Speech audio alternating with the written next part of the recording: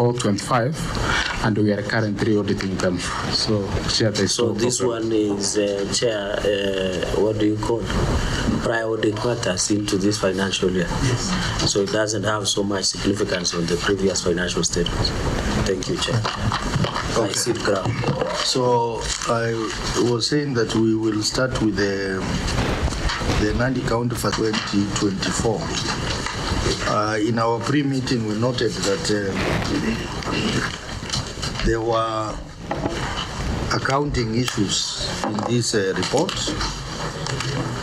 which the members had an interest in. Starting with the query number 1, inaccuracies of the statement of cash flows. I think that's what has now created the amended financial statement. And then issue of recognition of cash expenses in actual accrual-based reporting. So we agreed that we are going to look at the two queries deeply. The two queries, that is the first one and the second one. So let's start with the first one, which is inaccuracies of statement of cash flows. Auditor. Thank you, Chair. The inaccuracies of the statement of cash flows.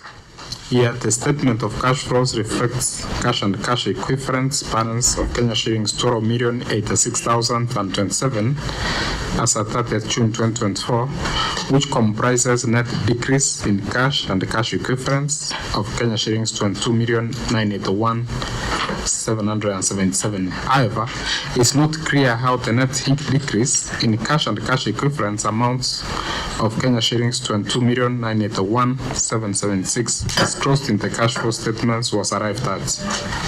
Thank you, Chair. Open up to the members to make comments, ask questions. But Governor, I've noted that even last time, the other reports, we had a lot of issues, accounting issues.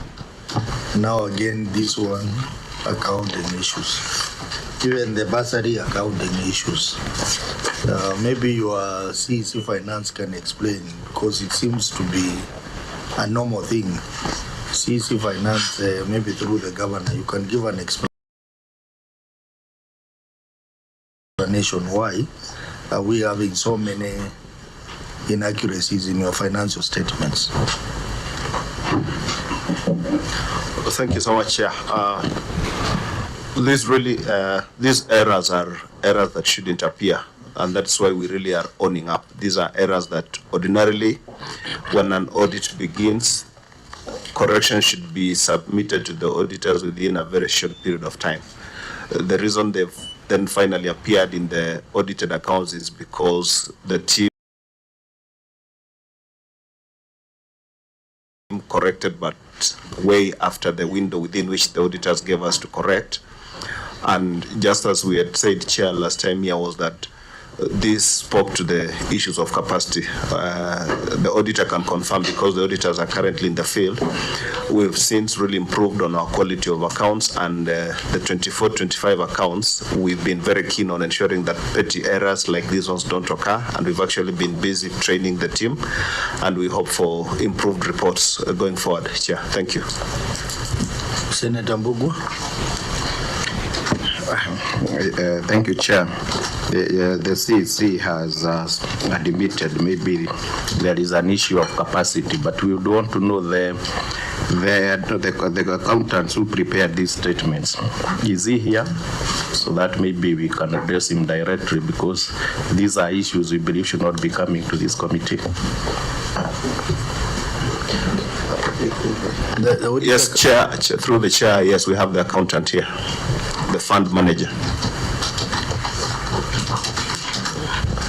His name is CP Julius Kembo. Maybe the auditors can sign those documents. Yes, Chairman.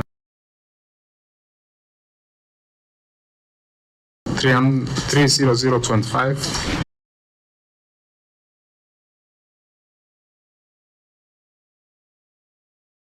Julius Kimeli.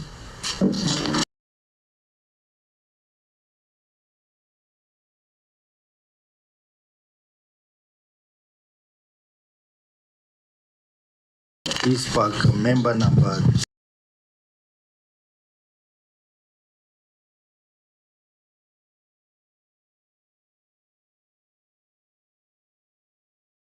E0025.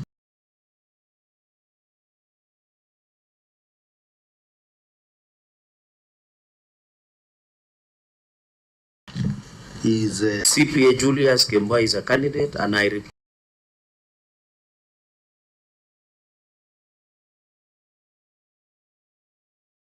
request that when the report is being written, it should be directed for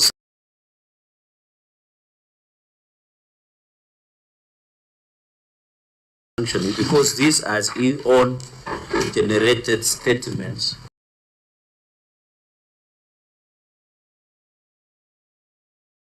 That has brought the response that it is just a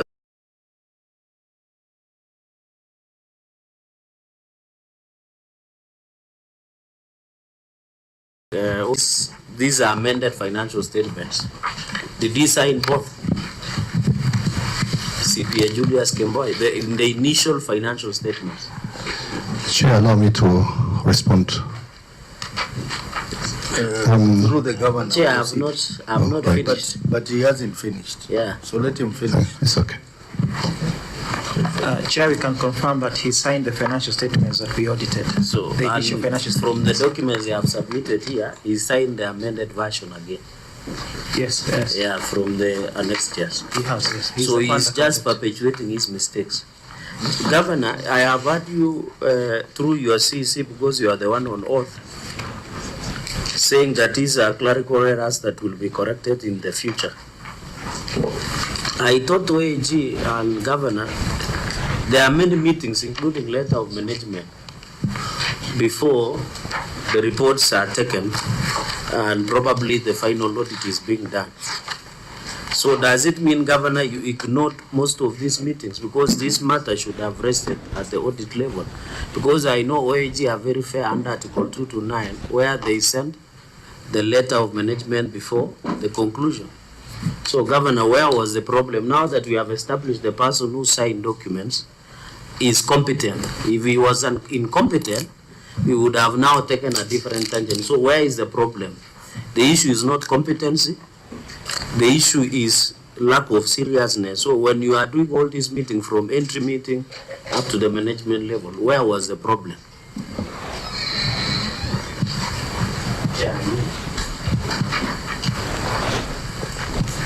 Please respond through the governor. Chairman, thank you, Chairman, for the space. As I said, my name is CPA Julius Kemboy. The error we are talking about, Chair, is really a clerical error, and I didn't intend to do that, commit that error, but it is really human error. I intend also to demonstrate that the difference between what the amendment that we did and the error is a difference of 1.3 million and not really a loss of 22 million. It is 1.3 million. So it was a comparison between the last financial, the cash and cash equivalent of the last financial year, 2022-2023, and the cash and cash equivalent of, that is as at 30th June. So the error occurred, instead of I recording 23 million, 23,701,776, I recorded 22,981,776. So it's a difference of 1.3 million, Chair, and I requested that will never occur again. Thank you. But you should, those details you are giving us, about 1 million and not 22 million, they are not in your response. Your response is very brief, just regretting the error and saying going forward such errors will not go uncorrected. In the amendment copies, Chair. In the amendment copies. Chair, maybe on indulgence, the fund manager is talking as if 1.3 is little money. I think it's a very serious money. or he has a lot of money until 1.3 is small money to him. So can he apologize for telling Kenyans that 1.3 is small money? It's a lot of money that can construct almost 2 ECD classrooms. Yeah. Proceed. Chair, I apologize. It is not 1.3. It's not a loss, Mr. Chairman. The only problem is that it was a human error that I recorded. But it doesn't really affect the cash and cash equivalent. But, you know, Chair, you cannot say it's human error. You remember when Uhuru committed error when he was the Minister of Finance? It was a serious error. So it's not about being human error. If it is human error, then you should have resigned. Because we cannot, if everything we take as human error, then we fail in the duty of due diligence, Chair, in our offices. Because, Chair, this difference, to many people, 1.3, this clerical error that is dismissing, is a serious issue. We have established not about capacity, it's not an availability of all these issues. So can he either, the more he talks about human error, all of us would be feigning human error in everything we do, and the whole country will collapse. Chair, before maybe he apologizes, when was the correction submitted? Was it submitted when the auditors were still on the ground, or it was a late submission? And what does the law say about late submission? That one, the auditor will respond to that. But I think, Mr. Kembo, you can respond to Senator Cherengei through the governor, and then auditor can respond to your query. Chair, I began by saying I regret the error, the human error. I said I apologize for committing that human error. Thank you, Chair.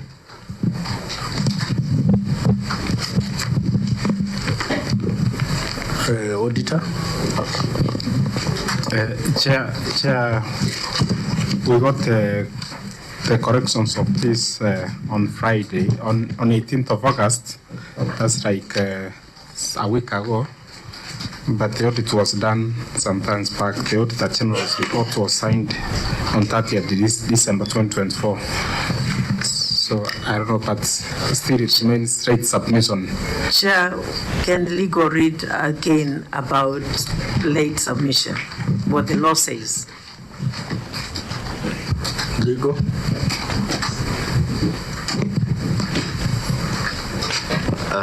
Through you, Chair, there is Section 47 of the Public Audit Act on the time limit for submission of accounts, whereby financial statement required under the Constitution, the Public Finance Management Act, and any other legislation shall be submitted to the Auditor General within 3 months after the end of the fiscal year to which the accounts relate. And then the financial statement shall be in the form and content as prescribed by the Public Sector Accounting Standards Board.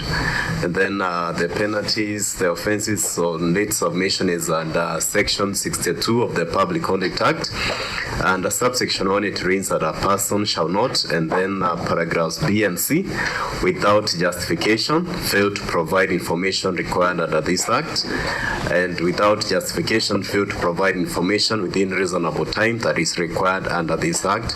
And subsection 2, the penalty, a person who contravenes subsection 1 commits an offense and is liable on conviction to a fine not exceeding 5 million shillings or to imprisonment for a term not exceeding 3 years or to both. Thank you, Chair.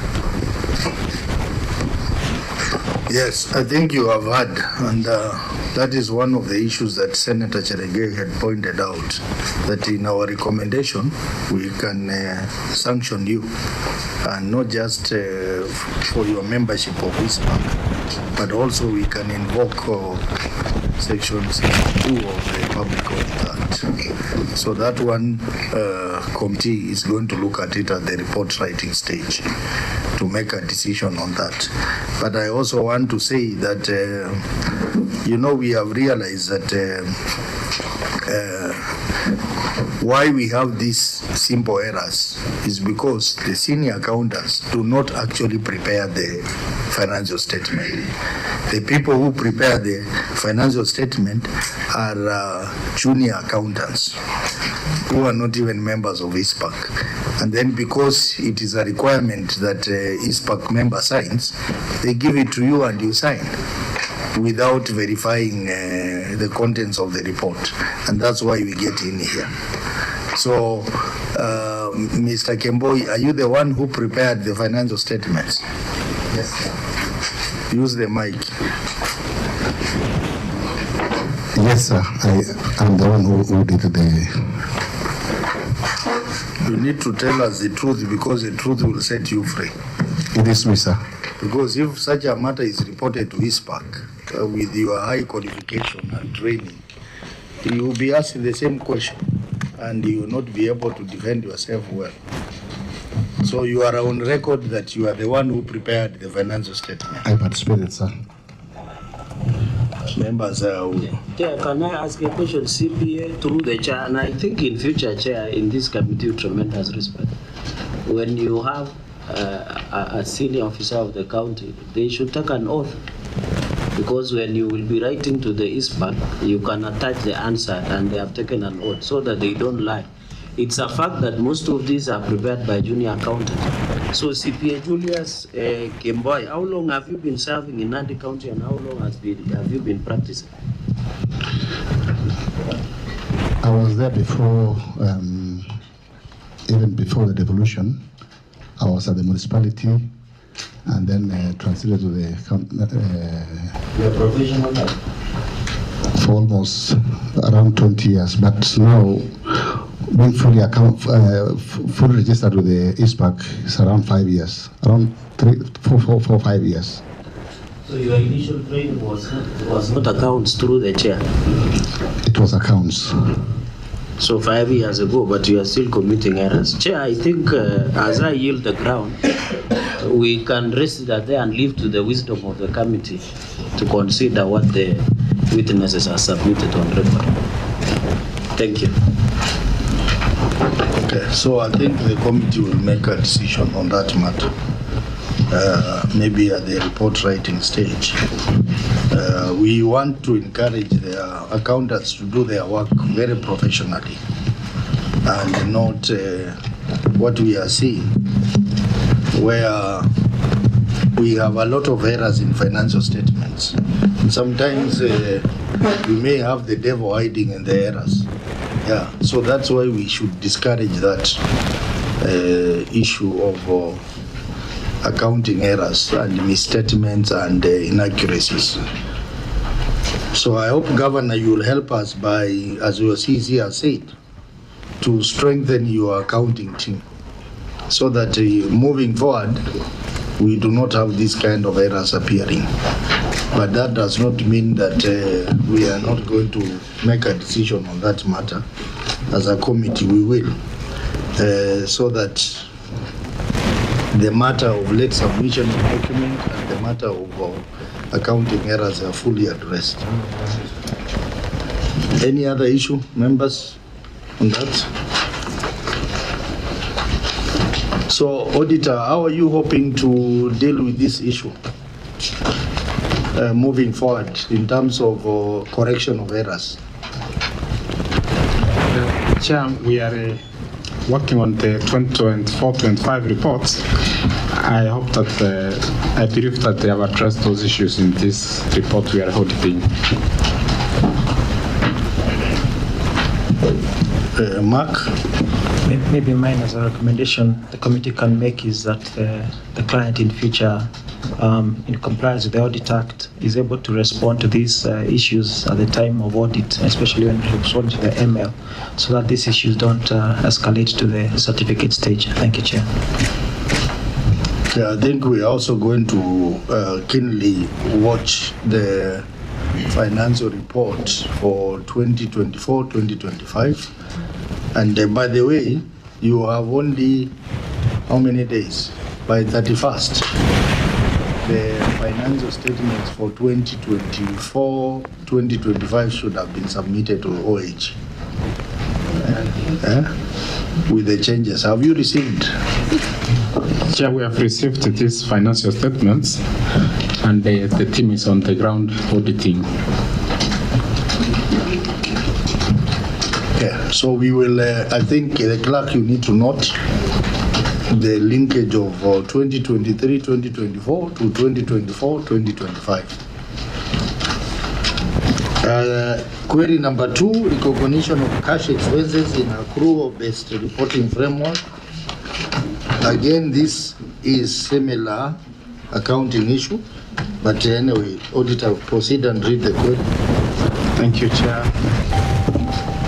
The fund reports transactions in financial statements in accrual-based reporting framework. However, review of transactions revealed that expenses were recognized on cash basis. During the year under review, the fund presented these financial statements on an accrual basis. Recognition of expenses incurred contradicts the accrual-based reporting framework adopted by the fund. Thank you, Chair. Governor, your response? Honorable Chair, at the close of the financial year, all the expenditure by the fund had been paid. There were therefore no accrued expenses that required disclosure in the financial statements. The principles of accrual accounting have been applied to the extent applicable in the rest of the disclosures in these financial statements. Thank you, sir. Auditor, what is your comments on the management response? Of course, Chair, that's a valid response for the lack of accrued expenses at the year end. This explanation at least addresses the audit query, as an entity with no outstanding payables at the reporting dates could not have accruals to report. Therefore, Chair, in our consideration, at least it was addressed.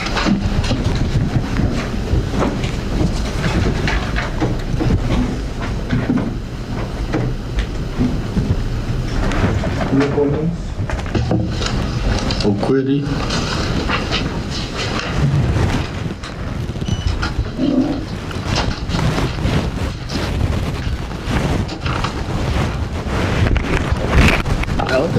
Is this the last query we are discussing? Or is there another query? On this is the last one, on this particular one. Then there will be another issue, which is not a query, but that's the legal issue. That's the one I wanted to raise. So maybe. Okay, proceed. I proceed. Thank you, Chair. At least I can revisit the earlier one by just maybe advising the accountant that. These are errors. When you are in good standing and you're active, you should not embarrass the governor because of small issues. And you have time with the auditors to resolve those particular issues so that it doesn't reach our level. Secondly, Chair, I wanted to find out from the governor, because this particular fund is under their own law. And there is a law that we passed last year, the FIF, that says that each of the hospitals should have its own fund. And the chair was, during the preliminaries, we were saying, suppose you have 20 or 30 or so level 4 and level 5 hospitals, how practical is it to have that number of funds instead of consolidating? Now that we have seen Nandi have one, maybe we wanted to find out from the governor, how do you see what you are running currently, where you have one fund under all your hospitals, and what has been passed as a national law? So is there a conversation that you've started as a Council of Governors on the same? I hope the governors will prepare to answer that question. Now auditors are now processing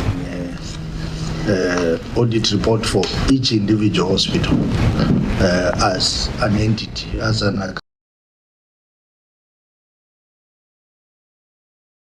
accounting entity. So maybe you can explain to us how you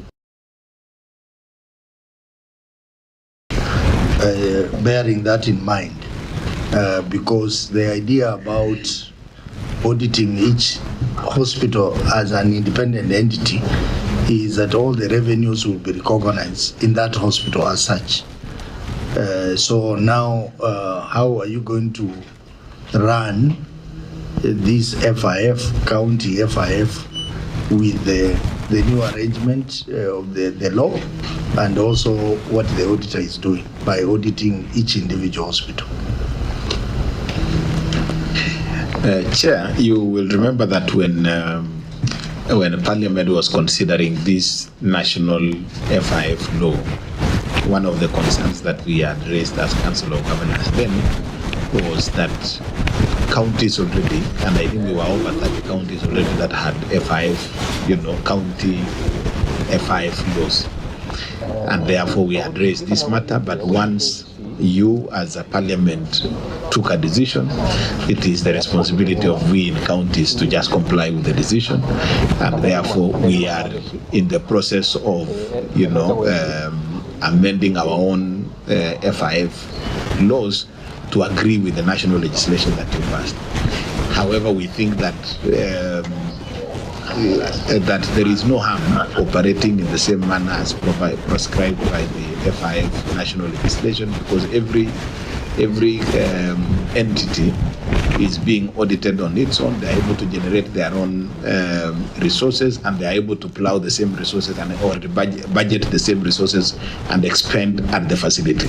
So for us, really, whereas the current county, the Nandi County FIF law is one law for the county referral hospital and all the level 4, we think that the approach or the law that was passed by this house is practical, and that is exactly we are transiting to implement. And in any case, as you indicated, the OAG are auditing each entity on their own, so it makes a lot of sense for us. So we are actually sort of transitioning and operating within the national legislation that you as Parliament have passed, and it is working. In fact, it is. Senator Tobiko. Chair, thank you, Chair. Chair, I think the question by Senator Kisang, if I got it right, I think it's not in terms of the audit, but in terms of service delivery. He was asking if the FIF can be done like collectively, so that any facility that's facing challenges, that is struggling, that is not self-sustaining, can be kind of cushioned by a facility that's doing well. I think that's where he's coming from. I think it's a bit difficult to it would, and I'm just responding this from where I sit now. It's difficult to get resources from one facility and support another facility, because the amount of resources being generated in a facility means that the volume of the patients they are receiving and everything is, it's based on the service delivery they are providing. Some of the facilities that are not able to sustain themselves, it is what we are providing resources in the county budget to support those facilities. So we really want to encourage that every facility that generates, they are able to plow the resources, because it actually means there is demand for those services in those facilities. Then the county budget can just supplement some of those facilities that are not able to run. And in any case, in fact, if you are to be honest, you are unlikely to have a facility that has surplus, because even in a facility that looks like they are doing very well, the county is still paying for the staff, is still paying for the medical, the human resource. Therefore, really, you can't say that there is a facility that is actually generating surplus to give to another facility. We backstop that with the county budget. Chair, I know this is not a query, but if you allow me, I'll ask the governor.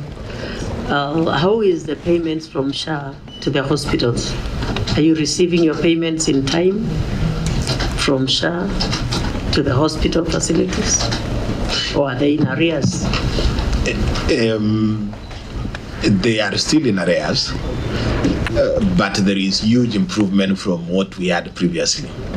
So if you look at what was happening under NHIF, and what is happening under SHA, there is marked significant improvement.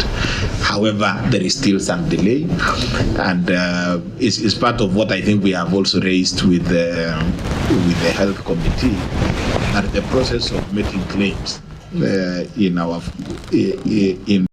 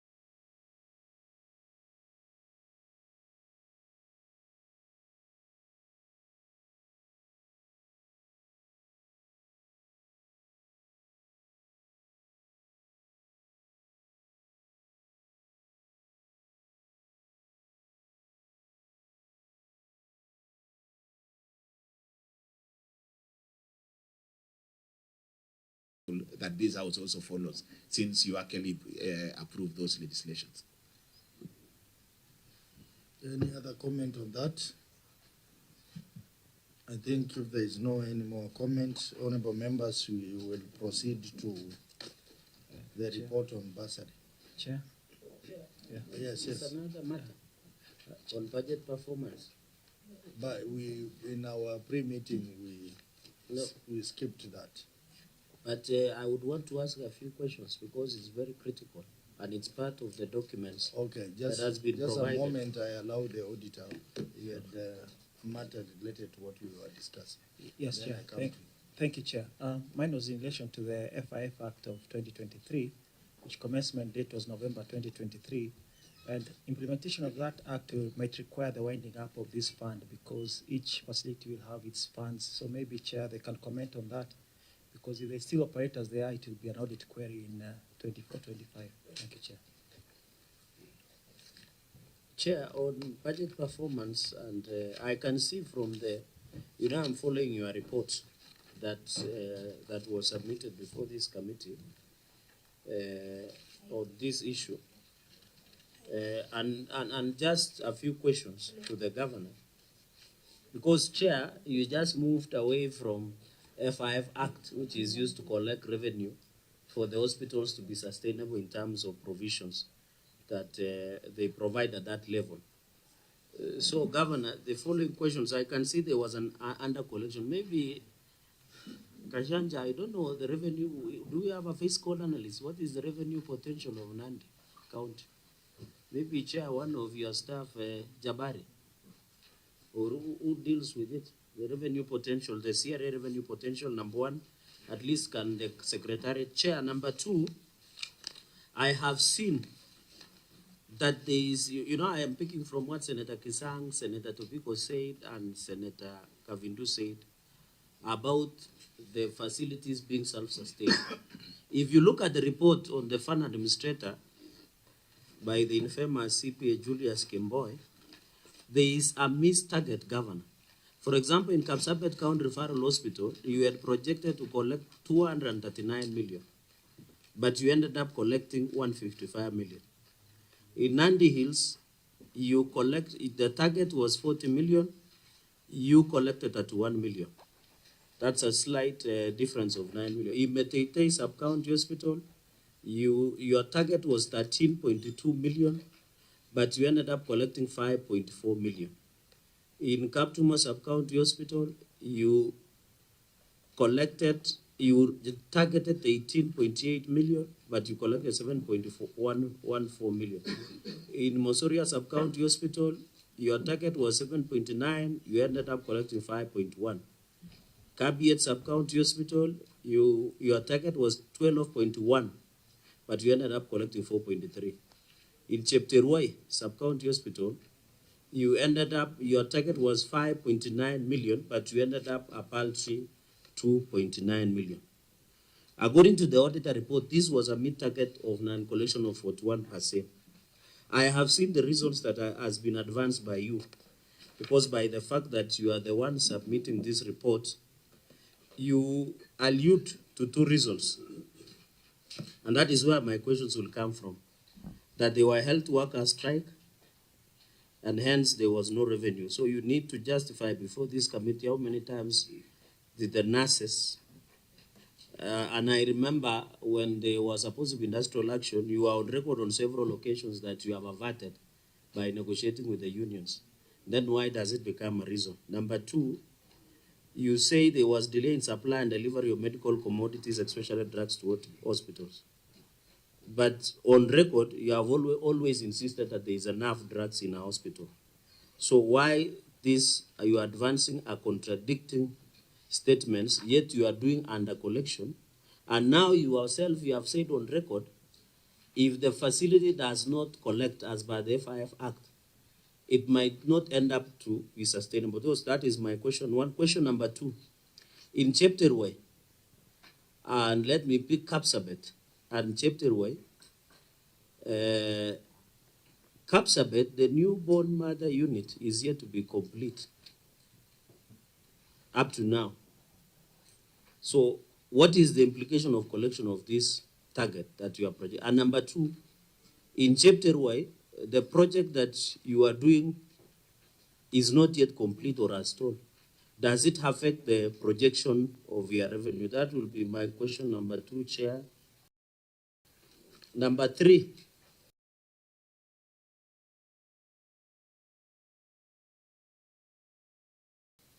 I thought you have said, because I've seen your own source revenue, that the collection of revenue has been automated. Is it true that in facilities that are mentioned from Kapsa Bernardis, Metete, Kaptumo, Mosoriat, Kabiet, Chapter Y, do they have an automated system of collection of revenue? That will be my number three. And I hope, Governor, you are noting so that it is easy for you to answer. Let me finish with this, Chair. And I want to look at their documents which they are provided. Chair, this will be my final question, Governor, on the use of goods and services. I find it interesting in your expenses, which are necessary. For example, you in use and goods, that is not number 7 in your financial statements. And I hope your staff are kind enough to show you that is page 19, not number 7 on your financial statements. You did general expenses of 2.1 million. You went ahead and did printing and stationery of 4.5 million. General office expenses, you or 2.1, I hope chair members are noting this, and then you go ahead and do printing and stationery at 4.5 million. Then you go ahead and do computer accessories at 1.2 million. So when you talk about general office expenses, what do you mean? Because for me, and then interesting expenses, Governor, that you have done, you have catering of 3.4 million. So I assume people take chai and mandazi, with noting that in your financial statement, which belongs to the patients in food and ratios, is 4.2.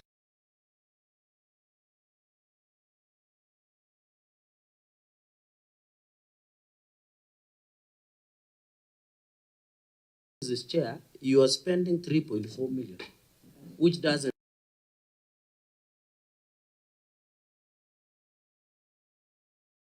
Another expenses which I find it unfortunate is the health celebrations.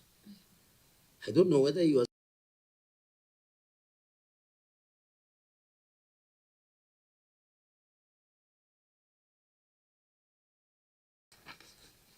And then, Chair, that's why I will need convincing the sustainability of those. Chair, and I hope members will bear with me. Subscription, no, sorry, that is okay. You are spending almost a quarter of 800,000. You are spending on airtime, telephone, and communication expenses of 400,000. Chair, you now have visited a number of facilities, including the latest at Combat Dispenser, and they have a challenge with water. So all this, Chair, I have told Governor in your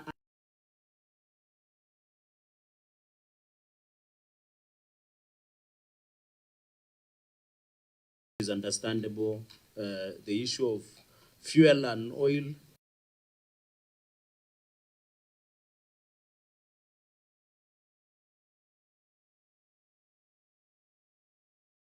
Recall error came, by the way, because you are saying fuel and oil for transport 2.6 million. You say fuel for production 815,000. So, Chair, I have total unnecessary expenses comes to around 12.2 from general office expenses, catering, health.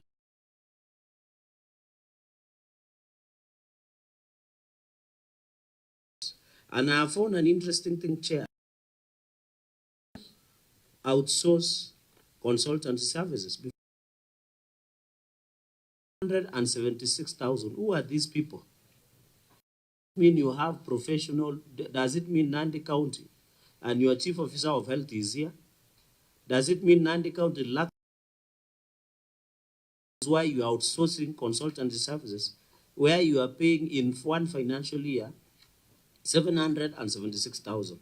So, Chair, you can look in unnecessary and unfortunate expenses. It comes to more than 13 million Kenyan shillings, which comes to almost half of pharmaceutical supplies of 26 million. That is why the governor has argued that there is delay.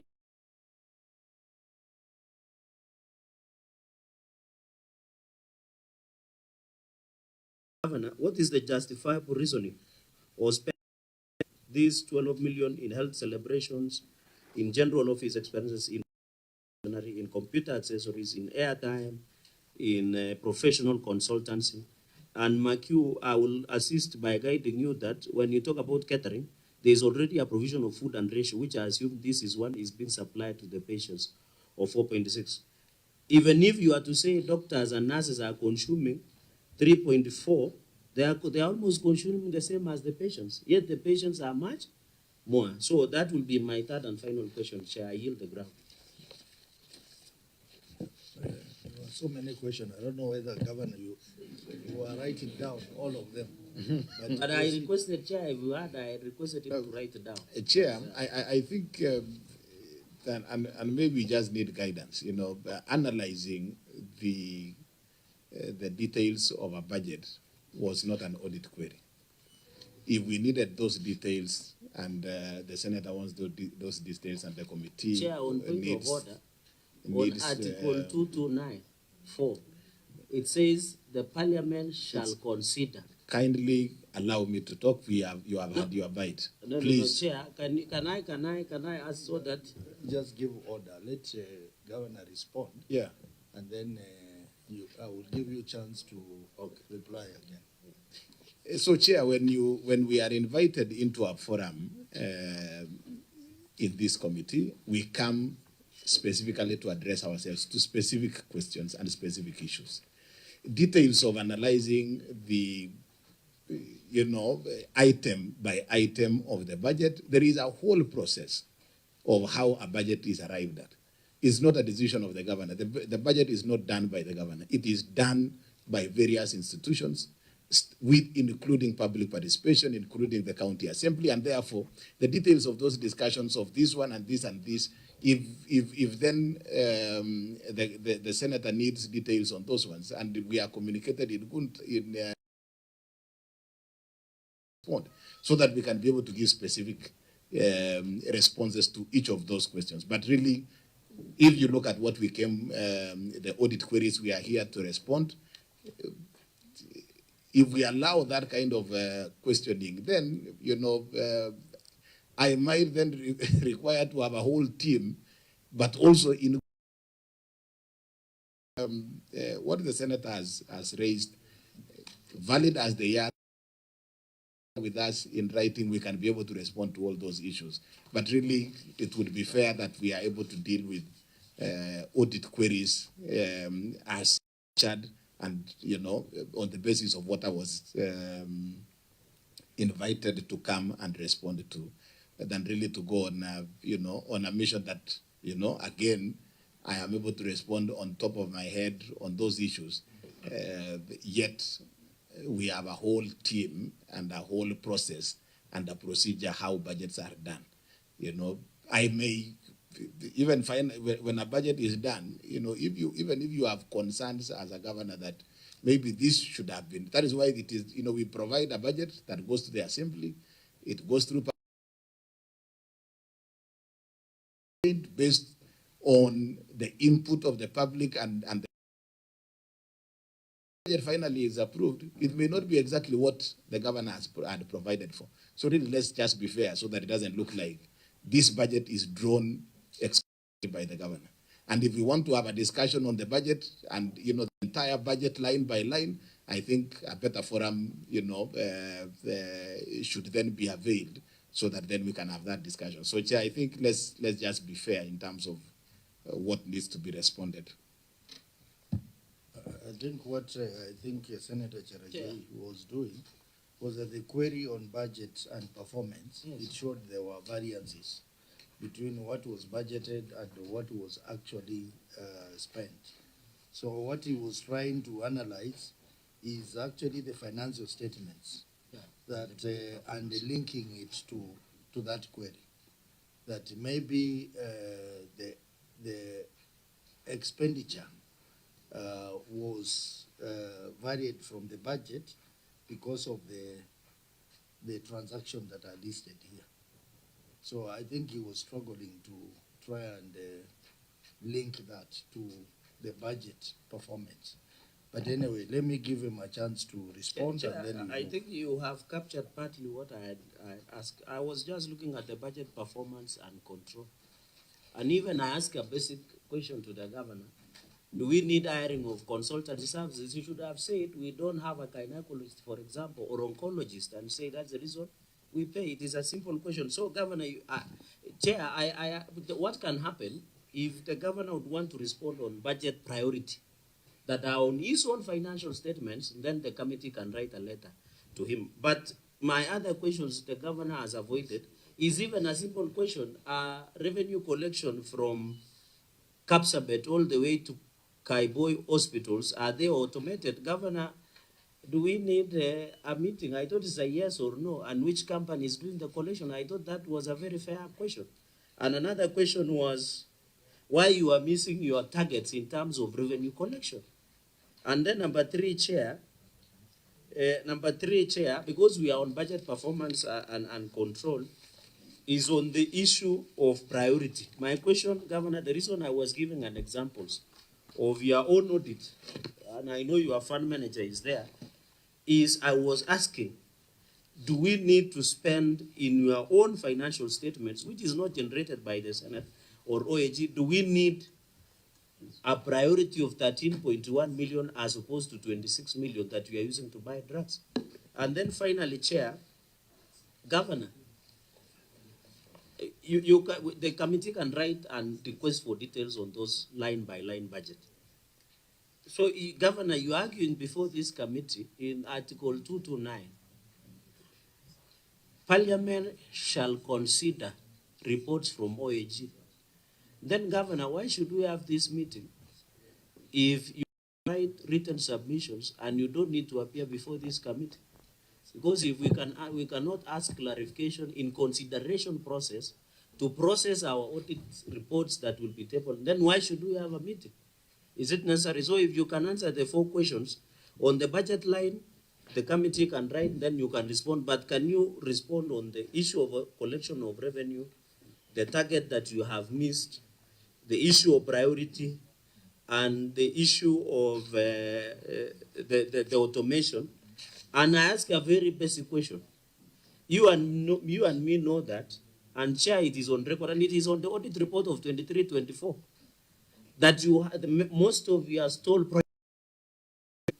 hospitals. And I was asking, could it be the reason that you are conducting? Because newborn mother and baby in Kapsabet is yet to be finished.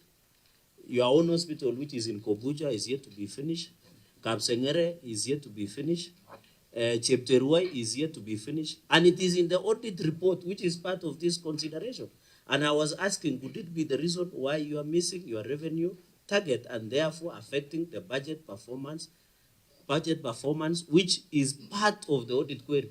So for the governor to say the issue of budget is not an audit query is misleading this committee, because one of the audits that are here is on the budget performance and control. So can he answer the questions, or if he doesn't want to answer, we can leave it at that. Well, maybe I can give your point is well noted, Senator. Your point is well noted. Chairman, yes, nobody has underplayed the importance of appearing before the Senate. But also, we could come here and we have a whole discussion on literally everything under the sun. It is possible. But I think for effective utilization of the time before the committee, the order has been that then you come and respond to audit queries. And that is my simple thing. I'm not saying that what he's asking is not, but get a forum for us to discuss those ones so that we have those details. But Chair, then if you discuss, Chair, just these are audit queries. why don't you It is listen? on the audit report. Yeah, let him finish. Let the governor Unless the finish. governor, sorry, Chair, unless I didn't get him right. I thought the governor has a benefit of the audit report. The If you questions can- I'm asking is emanating from the budget. If the report. chair, if the senator can spend more time listening, because he is speaking, and No, even but when Chair, and even I'm listening. when I am responding, he is speaking. Chair, I'm active listener. Don't want to- And I Chair, think can I intervene? governor is taking this meeting casually. Because the questions I'm raising, to be fair, even members here, is I'm asking valid question, is our systems of collection of revenue. Okay, let me direct this. Yeah. We have our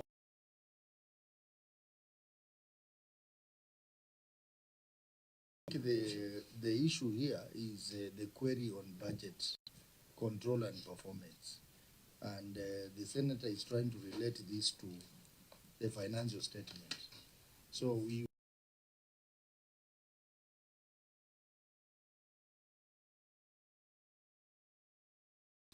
and then draw a parallel with that query of budget control and performance. Then the committee at report writing stage will make a decision on that matter. Because I'm saying we are going to have, we are going to spend a lot of time on this back and forth. Back and Chair, forth. maybe with fiscal analyst, what is the revenue potential of Nandi? Under CRA. Thank you, Senator. Through the chair, based on the latest report they gave, that is a report on the year 2022, states that Nandi County potential was around 4,353,000,000. That is based on that report. However, as a county specific, based on their target for the year under review, the target was 558,329,869, and they collected 307 million, which is appropriation is around 55%, based on what their target and what they actually collected. Thank you, Chair. That is the reason, Chair. That's why I was asking, because even when you look at the overall all source revenue, they are still missing the target, just the potential. And maybe, Chair, so that we close that question. So does it mean Governor will not answer my questions? So that I leave it, I know how to pursue. No, I think what the governor is implying, Yes. he had prepared to respond But to. Chair, let me ask you a simple. I have just asked, is our systems automated? Does it need to prepare? It is something basic. Yes or no? It's a yes or no. And then you consultant services, I have asked, do we have oncologists, for example? You can say, no, that is the reason we hire. Chair. So it's simple.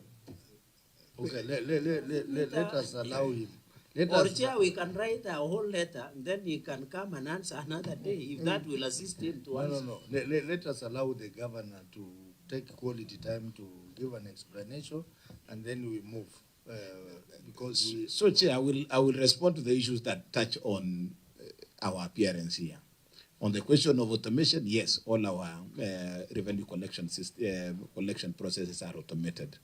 2, consultancy services, we provide radiology services in Kapsabet. We do not have, radiologists and certain other consultants that we have to pay consultancy services for them to provide those services. So we have those categories of specialists that we do not have, that we have to outsource their services.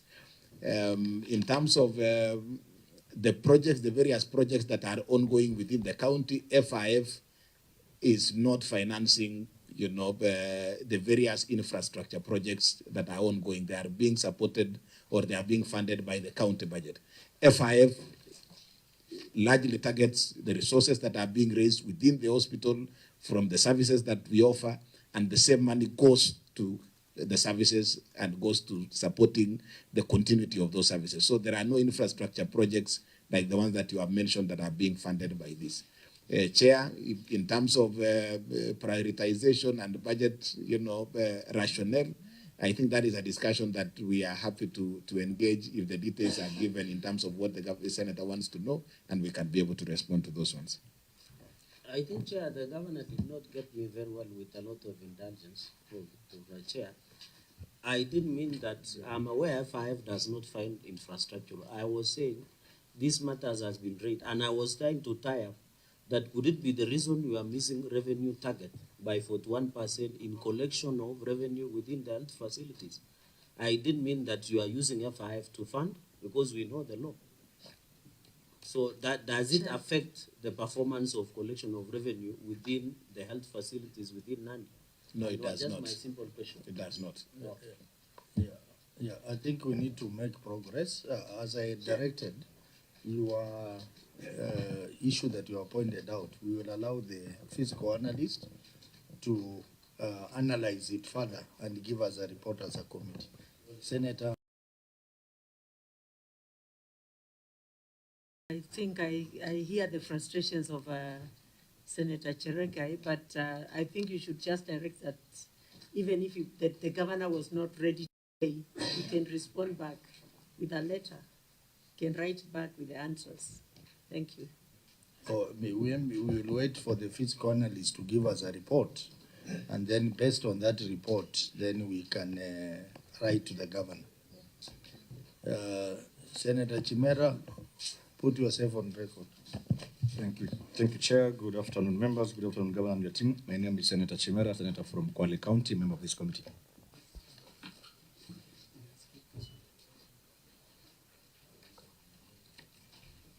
Maybe before we end, we have a last query there, which members thought that they just need some direction from the governor on what the county is doing to address it.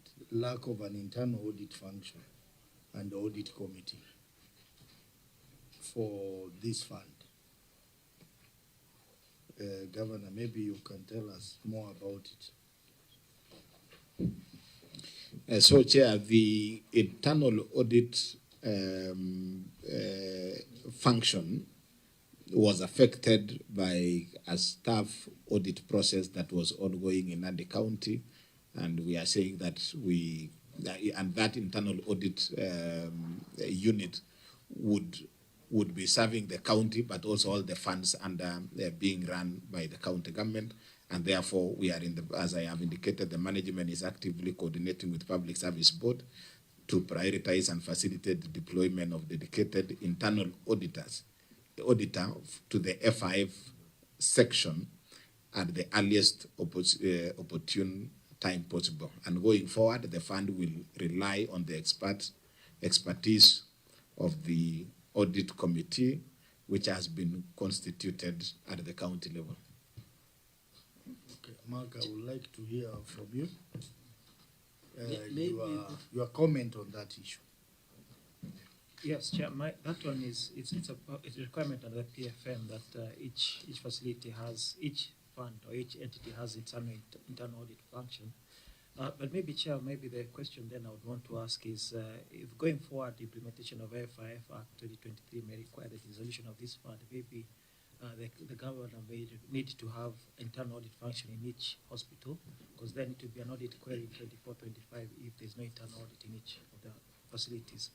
And maybe the continued existence of this fund also may raise another audit query in terms of implementation of FIF 2023. Thank you, Chair.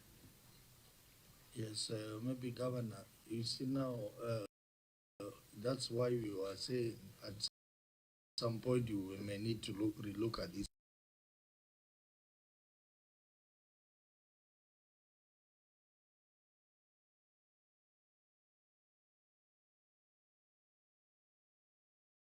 Very expensive, but because the law insists it will continue being an audit query. So there are so many things that are pulling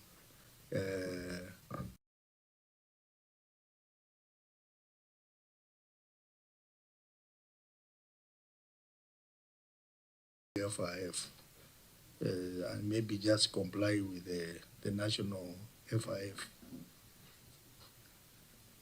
Senator Cherege? I think, Chair, Governor, when was this staff audit? Which year? When were you doing staff audit? Last year. 2024. And there is a public service report to that effect. Yeah. So my question is, this matter was raised two financial years ago in 22-23. 23-20, is it 23-24? So, and you know these internal audit mechanisms play a critical role of oversight. So we are in August of 2025. Are there any minutes that OAG has seen with your intention of establishing an internal audit committee? Is there any minutes that has been considered and has been shown to the OAG for particular, because Chair, this audit is important because it plays oversight to the funds. That if it does this work, these matters cannot be raised or escalated to even OAG or even, and you know this oversight should have even assisted CPA fund manager by looking at some of the lapses. So, Governor, before you did staff audit, is there a means to show the intention of establishing this internal audit committee? No, the internal audit committee is there.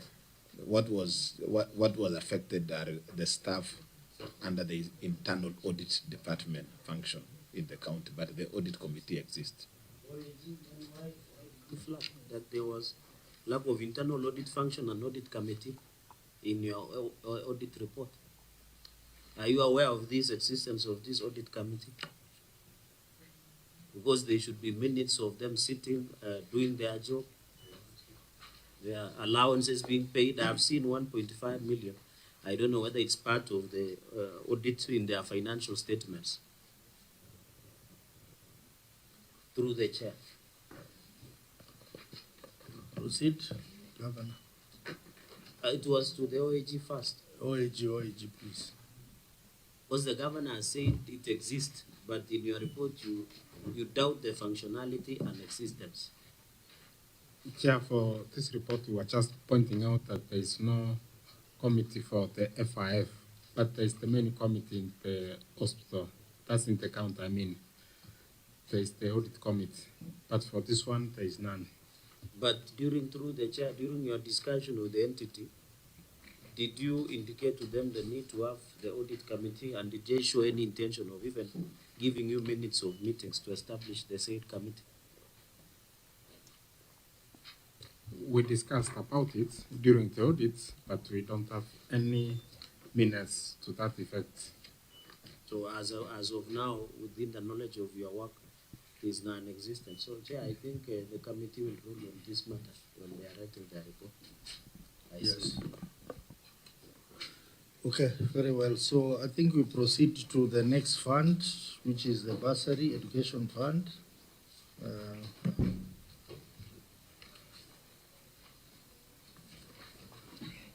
Over to you, Auditor. You take us through the report. Thank you, Mr. Chairman. Report of the Auditor General on Nandi County Education Fund for the year ended 30th June 2024. The first issue, Chair, is presentation and disclosure of the financial statements.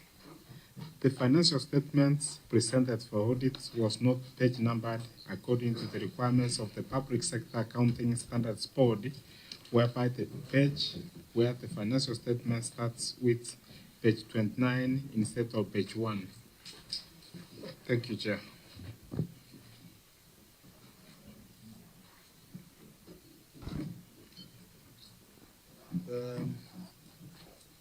I think in our pre-meeting, honorable members, we said that the query on presentation and disclosure of financial statement and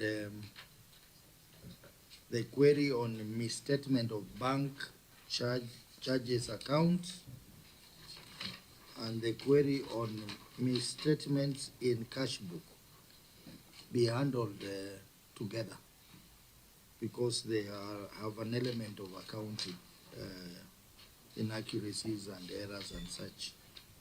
So, Auditor, you can read.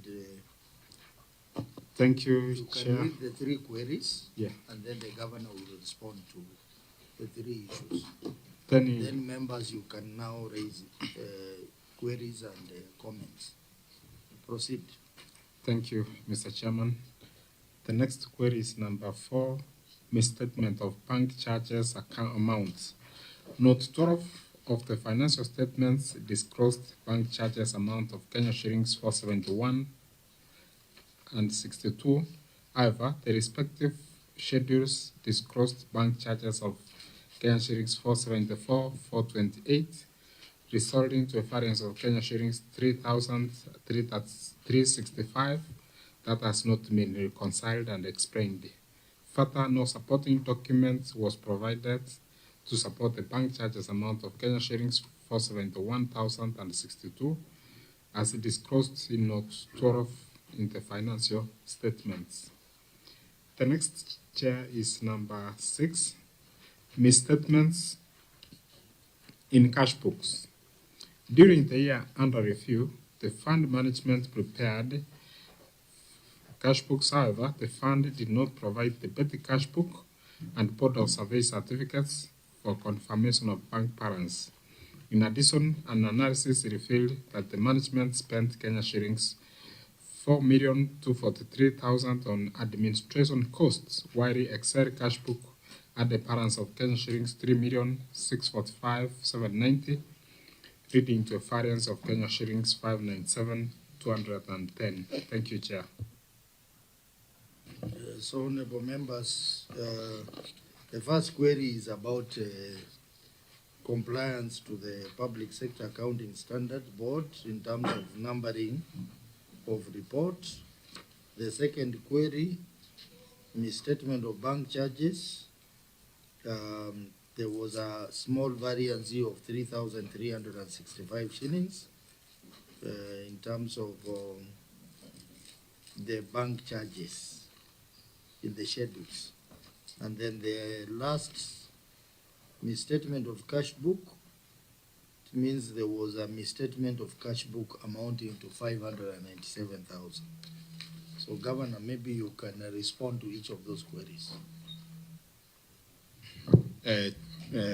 Chairman, under query 1, the management response is that the error arose during the final compilation and printing of the financial statements. The omission is highly regrettable and will not occur again. The financial statements hereby annexed under Annexure 1 is the amended one.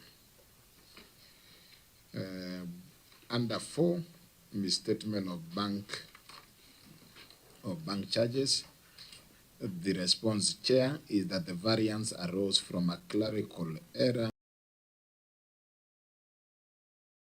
during the preparation of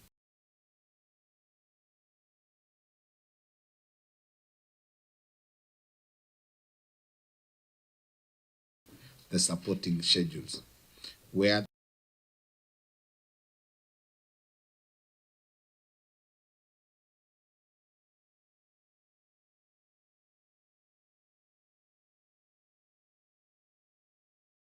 shillings 471 and 62 as evidenced by the bank statement.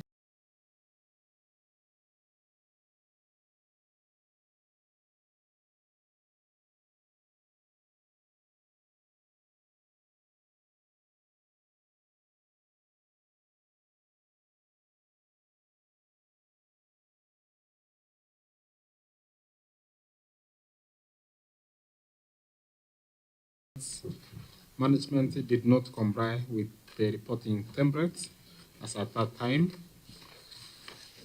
Then the next on misstatement of bank charges amounts. Mr. Chairman, no evidence in the bank statements attached. Then finally, Mr. Chairman, number 6, misstatement in cash books. The Excel cash book was not accurate, and Board of Survey report and analysis cash book was not provided. Thank you, Chair. Let me start with the members of the committee first, and then I will go to the friend of the committee. Senator Kisang? Chair, what the auditor is saying, after reading the question, the governor responded, and there are things the governor said they are already provided, and I thought the auditor was going to respond to what the governor said, but he has just repeated what he had said earlier.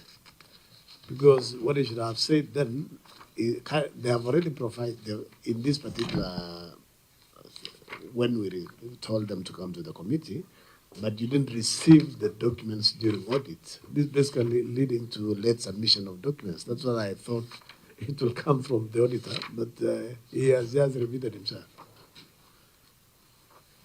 Any other from Chair, committee?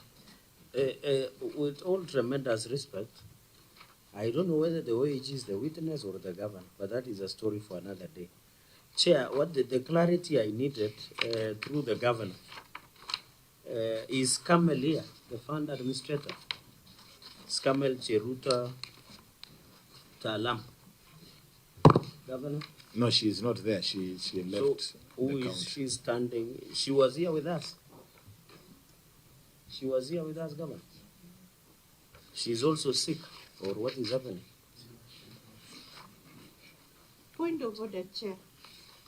Chair, Yes. I think, in all due respect to the Senator of Nandi, his line of questioning, I think he should allow the auditor first to respond to the concerns of the member. Oh, okay, sorry. Then, Chair, I also take offense. I was asking the auditor a question. And then the senator, who is a friend of the committee from Nandi, is asking who is supposed to be queried. The auditor also here needs to give us clarity. We are not relying only on the responses from the county. We also need the auditor to help the committee. So I take offense from what the senator from Nandi said. Okay. Auditor, please respond to the senator from Elgeyo Marakwet. Thank you, Chair. I'm saying that the presentation and disclosure of financial statements, actually financial statements cannot be amended once we are done with the audit, the certificate is out. That's what I'm saying, that management did not comply with the reporting templates. So that issue we can't resolve unless it's now up to the committee because the financial statements were wrong done and signed. Okay, I think Senator Cherege was trying to find out which accountant signed. Can you check your records and tell us? No, Chair, I think I was finding out where is Kamel Talam, is the fund manager. That was the fund manager then, but she left. So the county. Now we have a new fund manager. What is or his good name? Kosgei, Nicholas Kosgei. Or Nicholas Kosgei. So this Kamel left the county. The governor is not. She no longer works. So, Chair, I know if you have seen, and I hope the committee has noted this, that there is competency and capacity, but there are so many errors because presentation of financial statements, these are first-year class of accounting. So, Chair, now the immediate boss of SCAMEL was Chief Officer of Finance and Chief Officer of Governor. Who is the immediate boss of SCAMEL? Talam. Is it the CC Finance or the Chief Officer? The Chief Officer. Of finance or education? Administratively education, functionally finance. Okay. Chair, because I see these are the same errors that can be traced back to FIF when they were doing, because presentation of financial statement should be something new. Governor, let me just ask a basic question. Do you have faith in the capacity and ability of your officers. Because looking at presentation and disclosure of financial statements, misstatement, and provision of documentation, do you have faith in the ability and capacity of your staff? Because you can see these small things, we should be discussing better things, as you have said. Do you have faith so that we don't waste a lot of time in the staff that work for you? I have faith in them, but I also have faith in continuous improvement. So we have to continuously build and improve the capacity of our staff. So if I ask you, with errors like the human error our brother talked about, presentation of disclosure, misstatement, are you willing to take administrative action against these officers for Yes. omitting basic errors? Yes. Okay. I think the committee can take it from there. I think, honorable members, we, as I said earlier, we have had this problem with not just this fund, we have had it with the FIF and even the other funds. And Governor, you promised that you are going to do an improvement.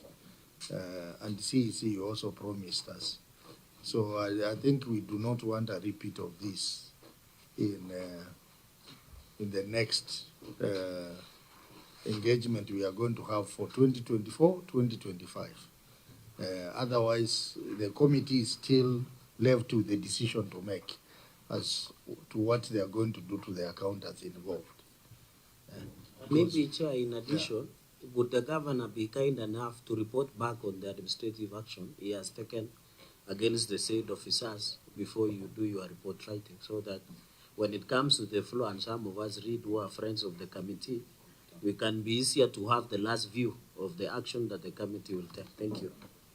In the previous engagement we had for Nandi, I think we gave them an opportunity to go and reorganize the team in the finance. And that reorganization, I think we give them a chance to prove, so that in the next financial year, 2024-2025, if this recurs, then we will know that very little was done. And someone will face an administrative process. Mark? Yeah, maybe to further improve on management and to deal with the misstatements. The query on misstatement refers to Excel Cashbook, so maybe if they're automated and we're able to use a software, some of these challenges would be addressed. Thank you, Chair. Yeah. Yeah, the reason I'm asking that is the governor has agreed that he will take administrative action. So as a reporting mechanism, he should be able to write back as per your direction in our previous engagement, where you are directed that administrative action be taken. So what I was requesting, and you are ruling, is that you direct the governor to report back on the action that you gave the ruling, maybe in the next coming days. I'm not saying immediate today, so that when your report will come to the floor, as the area senator, I would be able to track on what we had discussed before this committee. Thank you. Well, administrative action, you know, many people think that administrative action is a punishment. It can also be training. It can also be reorganization. So I think in our interim recommendations, we can highlight that so that the governor can maybe in 30 days, you can tell us what administrative action you have taken. You know, Chair, administrative action is not necessarily punishment. No. Chair, yeah? Some of us who did law, we beg to differ with you. Administrative, on a lighter note, does not mean retraining on capacity building. It is taking the disciplinary action against the state member. And that is why even in our parliamentary powers and privileges, the administrative action that can be taken against the member is to apologize, to be punished, to withdraw, to be fined. So, Chair, the retooling and retraining does not capture, because the interpretation of administrative action in labor courts has been litigated on. But just that is for discussion, the terms of the interpretation of what administrative action is. Okay, let me rephrase it and say this. let me rephrase it so that we don't appear like we are contradicting what we had said earlier. We said earlier that we will allow the finance department under the governor to reorganize himself through training or through getting the relevant qualified people to handle some of these assignments. And then they come back to us in writing about what they have done. I do not want to go into the aspect of administrative action because we have said the committee is going to make a decision on the issue of the accountants and section 62. Yeah, so I don't want to preempt what the committee is going to say. I don't want to defy your ruling, but you know you are a very good neighbor. Yeah. Viga is neighboring Nandi. When you use the word that they might be unqualified people in office, I get worried. And you know, my people are well learned. In fact, among our subtribe, our community leads in most of the brilliant professionals. So I take an exception when you say, unless the governor confirms otherwise, to say they could be unqualified people in office, and therefore you are giving the chance CEC to get the qualified people. Maybe, Governor, you need to protect our county. You are leaving our county people to imagine that we have unqualified people in office. But through you, Chair, the reason why the Chair is talking like that, Senator Chereka, is because there are many errors in the report, in the financial report. There are many errors. So these errors should not be coming. That's why the governor is talking like that. So if so the governor, if they are all that qualified, then where are the errors coming from, Chereka? Yes. So maybe, thank you, Senator Kavindo, through you, Chair, with the intelligence, can the governor confirm? Because do we have unqualified people in these offices, Governor? No, Chair, that is a very serious statement because the jury is outside there. Because your words are so serious and it goes to answer. No. That you have directed the CCM to go and reorganize and get qualified people. So the reverse of that statement is the unqualified people that are committing these errors. You see, as we have seen, you remember in the other report we did, yes, when we asked who is the accountant who signed, most of them were qualified ISPAC members. Yes. Qualified. But in the previous presentation by CEC, he indicated that they have a shortage. So they will try to see how to manage the few people they have and see how they can be reorganized so that we do not have these issues happening. So we agree with you, Chair, in my own interpretation, errors that we have seen in both FI and Education Bursary Fund are professional misconduct because we have people who are qualified in office. They were just derelict. He will take administrative action. Then the committee will also give direction on that matter. The governor has been on record. But for the purposes, we have so many qualified people from my county.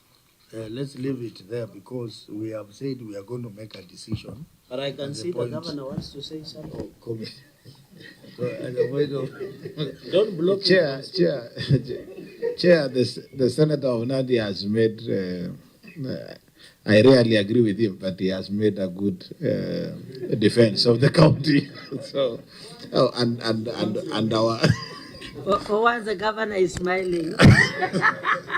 So I agree. We have qualified people. I think, as I have indicated, administrative action includes what you said as chair, but also what Senator Chimera and Senator Gerard Gay have said. So we are properly guided, Chair. Okay. Let's proceed to the next query. Unsupported committee seating allowance. Auditor. Thank you, Chair. Unsupported committee seating allowances.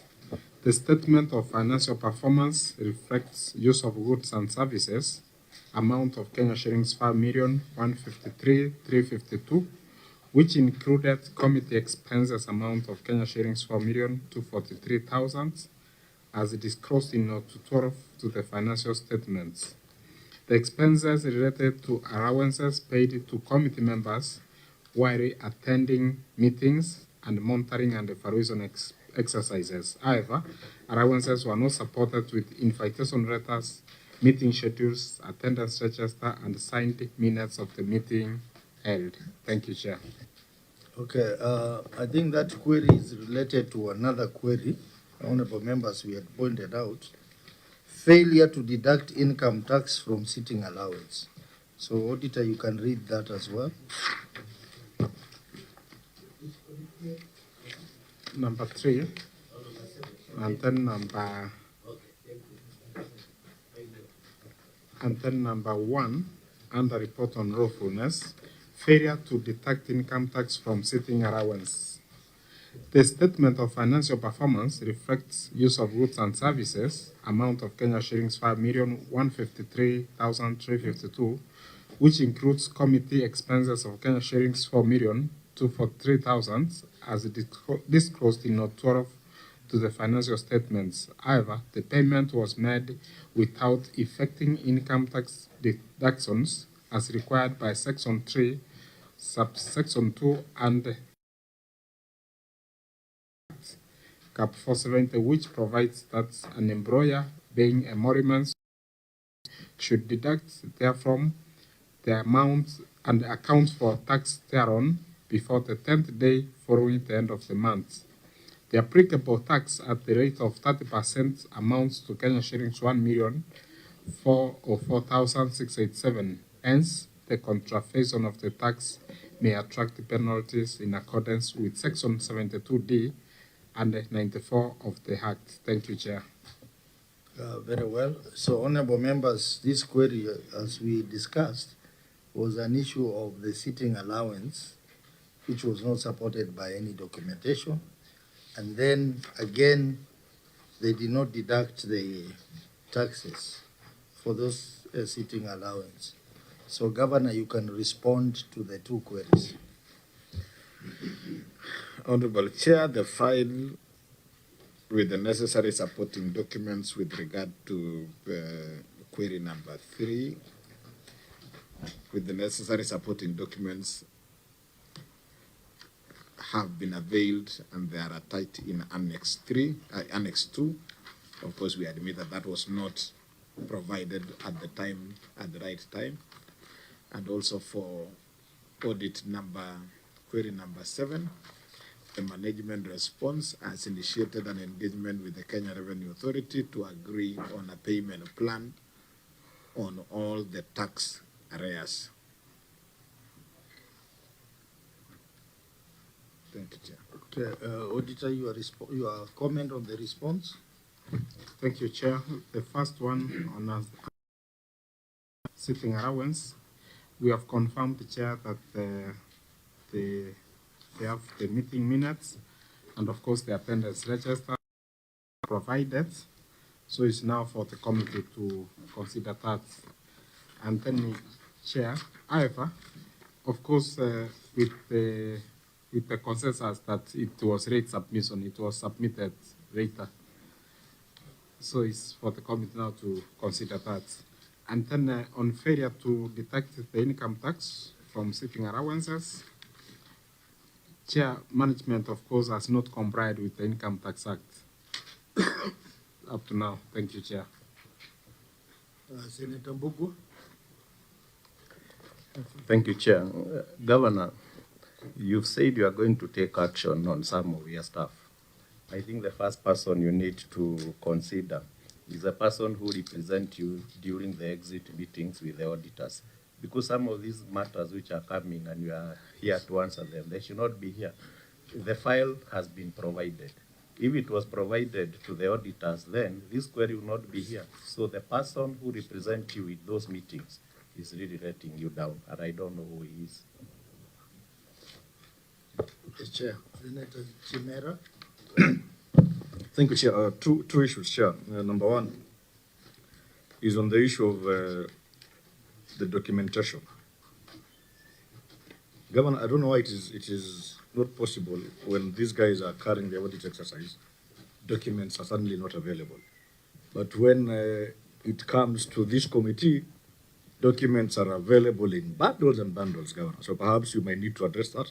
And secondly, I feel your response on the issue of this income tax. And by the way, it speaks to the competence of your staff now again, because if staff at the county level cannot comply to very simple regulations like the income tax regulations, then that speaks to the quality of staff you have, which Senator Cherargei was really defending here.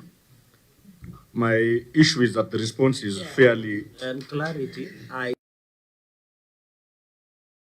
of the governor, I defended the people of Nandi by saying we have qualified people. Maybe the governor employed the wrong people. Thank you. Okay, that is well noted. Let me, I also have an interest in that county chair, so my words will be measured today. The response by Governor Chair is very casual. When you're telling us you've engaged KRA to agree on a payment plan, KRA is not the ones who received these allowances, Governor. What is the plan on the recipients of these allowances? Are they still receiving allowances with this income tax still pending? Are you paying them those allowances and then you have an agreement with KRA? We want to understand and hear what agreement is there to tangibly recover this tax that was erroneously paid to the recipients, being the committee members, and not what you agree with KRA. Thank you, Chair.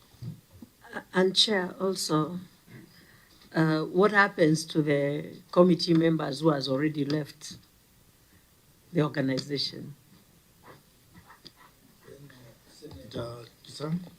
Chair, if you check the first response, you say there is an annex 2 detailing the directors or the board members who received the allowance, and members have said because the county should not pay on behalf of them. They should be having letters also writing to the committee members if they are still around, so that it can be recovered. Secondly, Honorable Chair, on 7, you said they are saying they have an agreement with KRA on a payment plan, but we have not seen any attachment here, Chair, showing any communication between the county and KRA, so that we can have some comfort that there is something that has been initiated, Chair. So where is the communication? Let me give a chance to Governor to respond to that first set of questions, and then we can have a second set. Before Governor responds, for KRA, for them to be able to negotiate with KRA on a payment plan, there has to be an issue where KRA is aware of this, and that's why Senator Kisang's question is very crucial. Is it that the governor is reporting himself to KRA, or there is any documentary evidence that KRA is well seized of this matter, and that's why they are agreeing on a payment plan? Otherwise, I feel this response should not even be in these documents, Chair. It is very casual. I mean, it is insulting the intelligence of this committee, Chair. Okay. Governor, proceed. Thank you, Chair. Through the Governor. Get to him. Yeah, Chair, kindly allow me to ask the CEC to respond on my behalf. Thank you, Chair. Through the Governor, one, Chair, is that we have many obligations that are pending regarding KRA, and KRA are on a weekly basis in our office when we're trying to reconcile a number of the tax obligations that are due. So most of the meetings that we actually have, Chair, is that we do not necessarily take minutes, but all the issues that pertain to KRA are raised within that meeting. On this particular issue of the allowances is that one is that it's the obligation of the person receiving the funds to ensure that the tax is paid. But in this case, we are the withholding agent. So we didn't withhold as a government.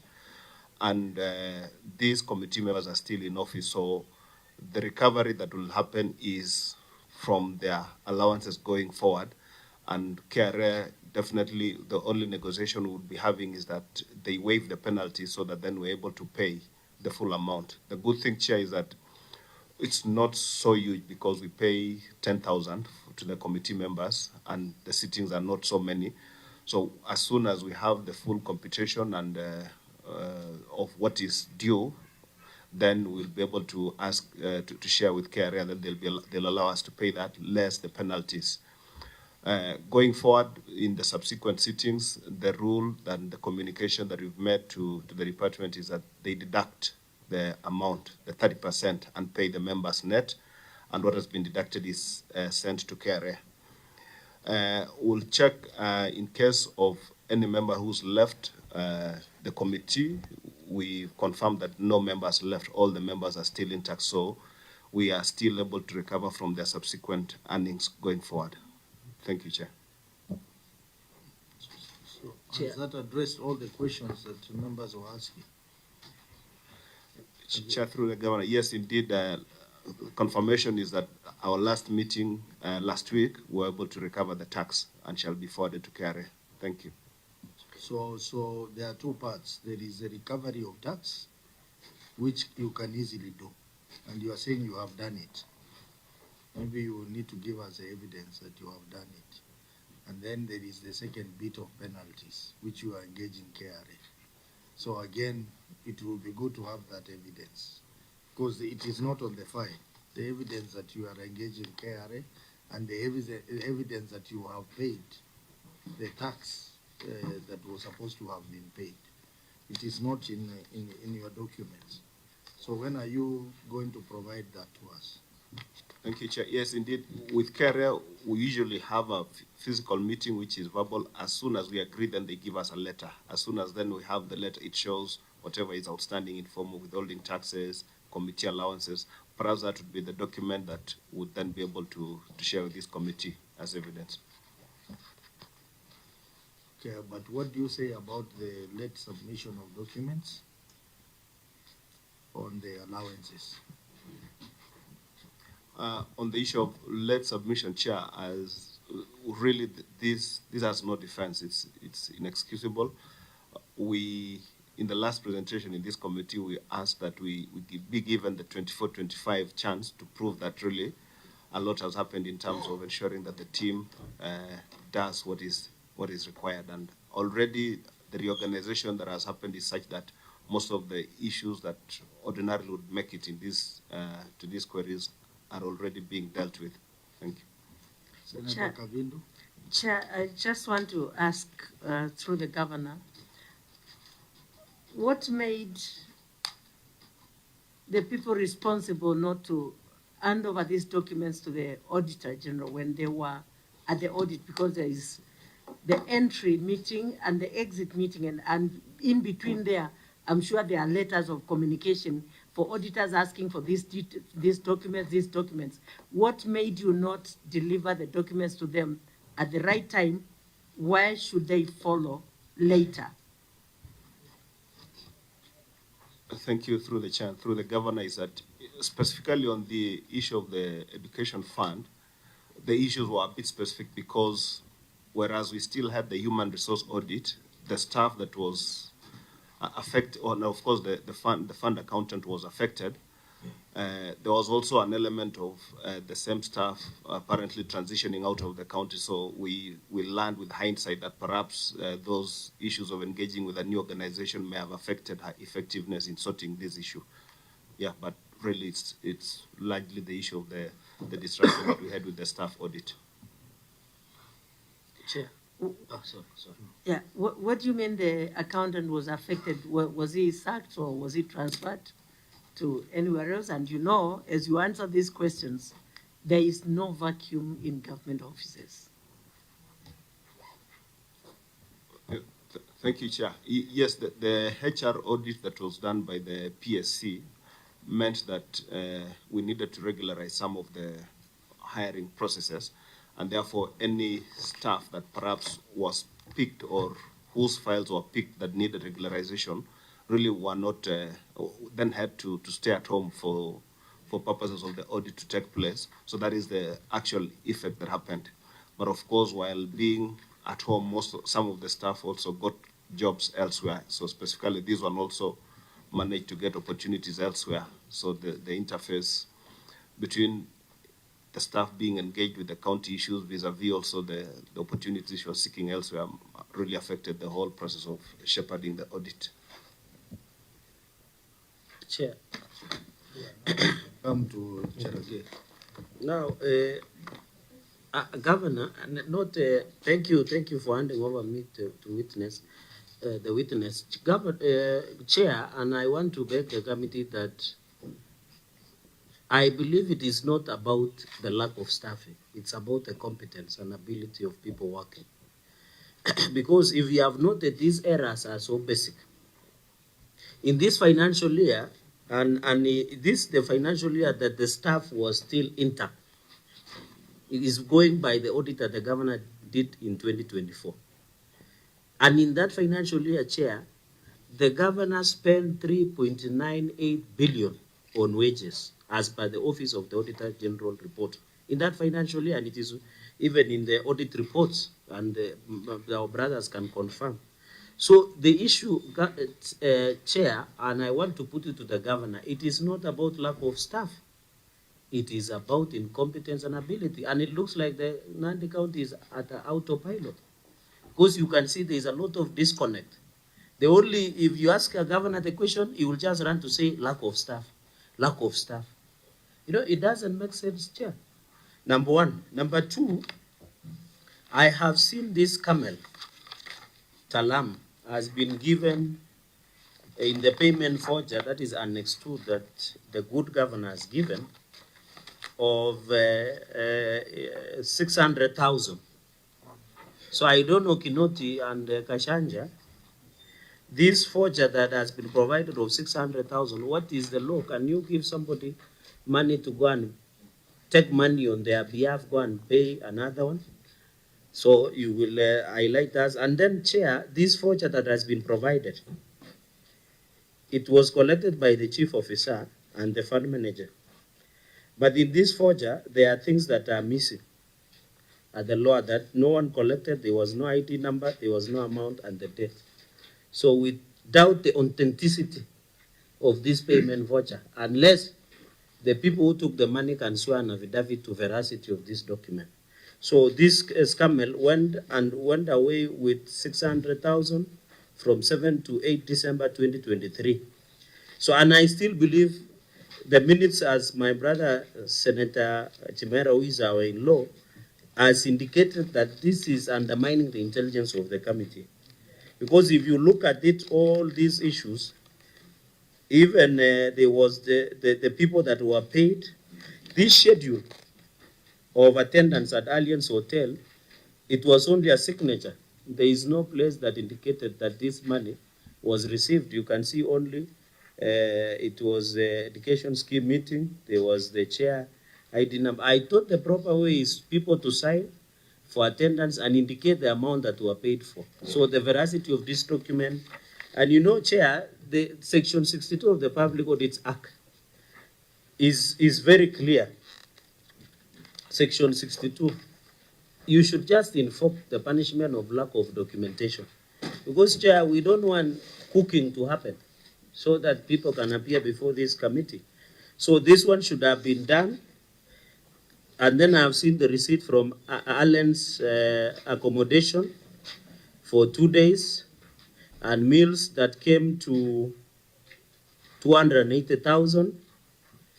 Governor, is Allen's among the pre-qualified service providers to the county government of Nandi? And if so, where is the contract that you engage them if it is among the pre-qualified as part of the evidence? Because if you went and did accommodation for this committee for meals and conference without a pre-qualification of the hotel, then it is violating the procurement procedure. So can the governor provide the evidence of the contractual obligation and pre-qualification of this company? Governor, finally, I can see you are among the attendee on 6th and 8th December 2023, alongside CCM of Education and Finance.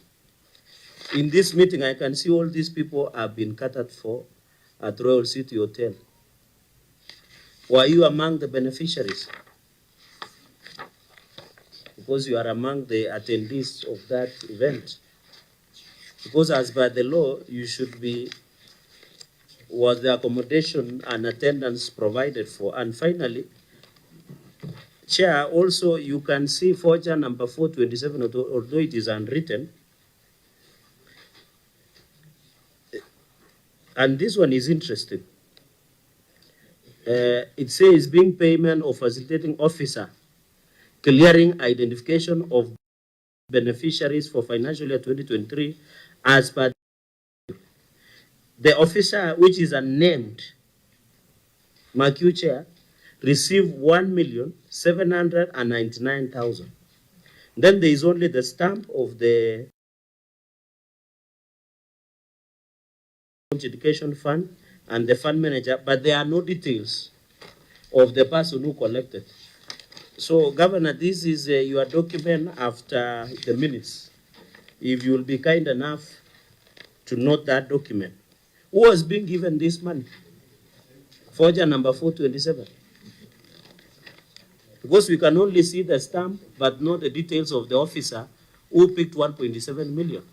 So who is this person? Is it still the same Camel or a different person? Because in your earlier, Governor, in your earlier one of 600,000, it had been done and indicated the officer who picked the money of 600,000. And in fact, the forger number was 428, which is not unwritten, but on this one, it is unwritten of 427. And you have just saying being made to facilitate the officer.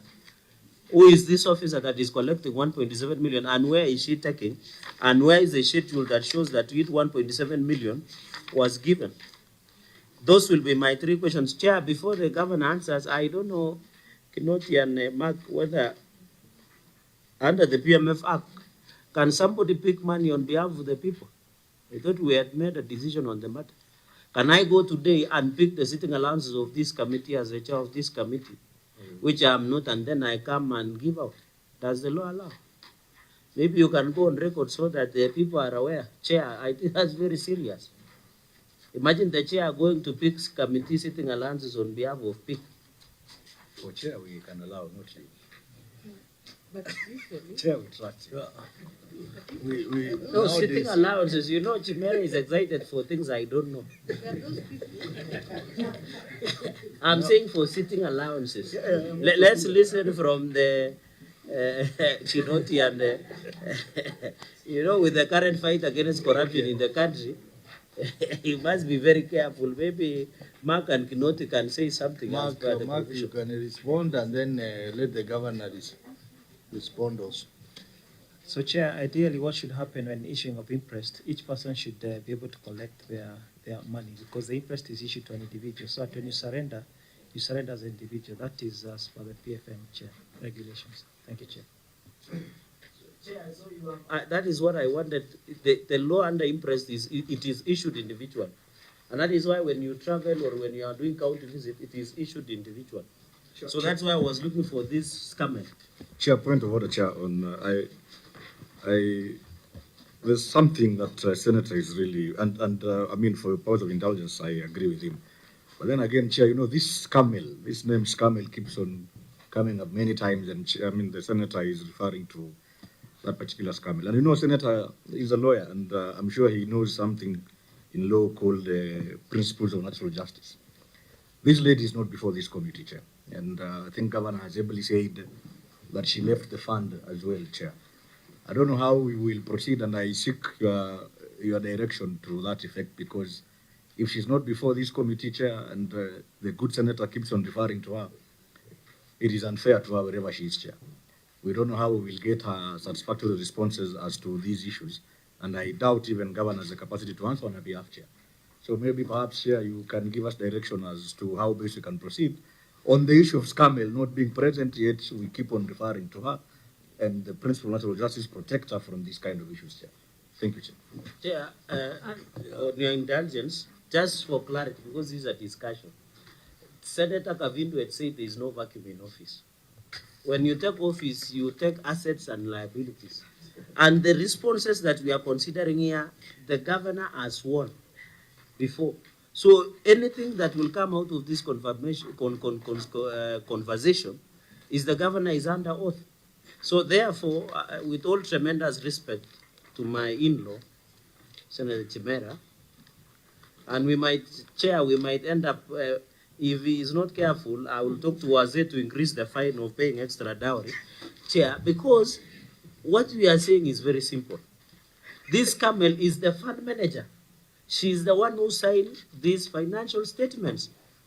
So is it the position of Senator Chimera that since Kamel is not here and the governor has taken oath and has owned the responses, that we should not be considering the responses and the financial statement? I believe not. Okay. Because those officers exist in perpetuity and there are people already in office. Very well. Chair, as to authenticity of the document signed by SCAML, we can only get responses from that particular SCAML. And Chair, this committee has power to summon this particular SCAML. It is wrong to discuss how it is not here, Chair. Honorable members, let us proceed with the issues in the Correct. query. Correct. The issues in the query, let's avoid talking about witnesses who are not here, because the governor has taken an oath on behalf of the county. Correct. Very good. Yeah. Correct. So let us strictly adhere to the issues, and the governor will respond. And Chair, note all these responses are being signed by the fund manager, and that fund manager has a name. So it is up to the governor to guide the committee on his responses, because even, for example, in this payment voucher, it was picked by two people, chief officer, which I believe she's here with us, and the fund manager. So one witness is already here, so we can still rely on that one witness. The governor is going to guide us on how the questions are going to be responded to. Yeah. So let us give the governor, you have asked questions, let him respond, and he will guide us on how they are going to be responded. Thank you, Chair. Just allow me again to ask the CEC Finance to respond. Thank you, Governor. Through the Chair, on the two items, Chair, relating to the payment of the meeting allowance, Kenya shillings, where the request was made by the accountant. The schedule attached, Chair, shows exactly where the money went to. Part of it is the allowances to the NASEF committee, which were 2 days when they were considering whatever agenda was before them. The practice, Chair, has been oftentimes you find that the committee members, because again, if you're doing this outside the county, the transmission through the bank, of course, is the best practice, but sometimes they request that because of the time this may take to clear, they request that the same be had in form of cash. So usually we have a schedule showing the name of the committee member and the signing for each of the days and the amount, and then of course as they receive, they sign again as the same. So whereas this is a case whereby money was advanced so that the payment is made to the respective beneficiaries, you can actually trace and see exactly where the final amount ended. Same case to the amount of Kenya shillings, 1.7. Through the Chair, are you aware Imprest is issued individually? So you are contravening the position of the law under the PMF Act. Chair, I am aware through the Chair that yes, indeed, the person receiving the Imprest is the person who accounts for it. And actually in government, we encourage that it has to be an officer who receives the Imprest so that he accounts on behalf. So in this case, when you look at the schedule, beyond the Imprest, there are other items that could not be paid directly to the people. So it requires that an accountant would then have to account for it. So when you look at the 600,000, we still have the case of the meals and the conferences, printing and stationery. So the easier way is to advance an amount to an officer who is already in government system. Then the honors or the accounting aspect of it is on that person. Chair, you know the MAC and the EACC knows this challenge of Imprest, where people are being issued Imprest and then they end up misusing or generate even fake names. I can say, for example, Chair, that is why this issue is serious.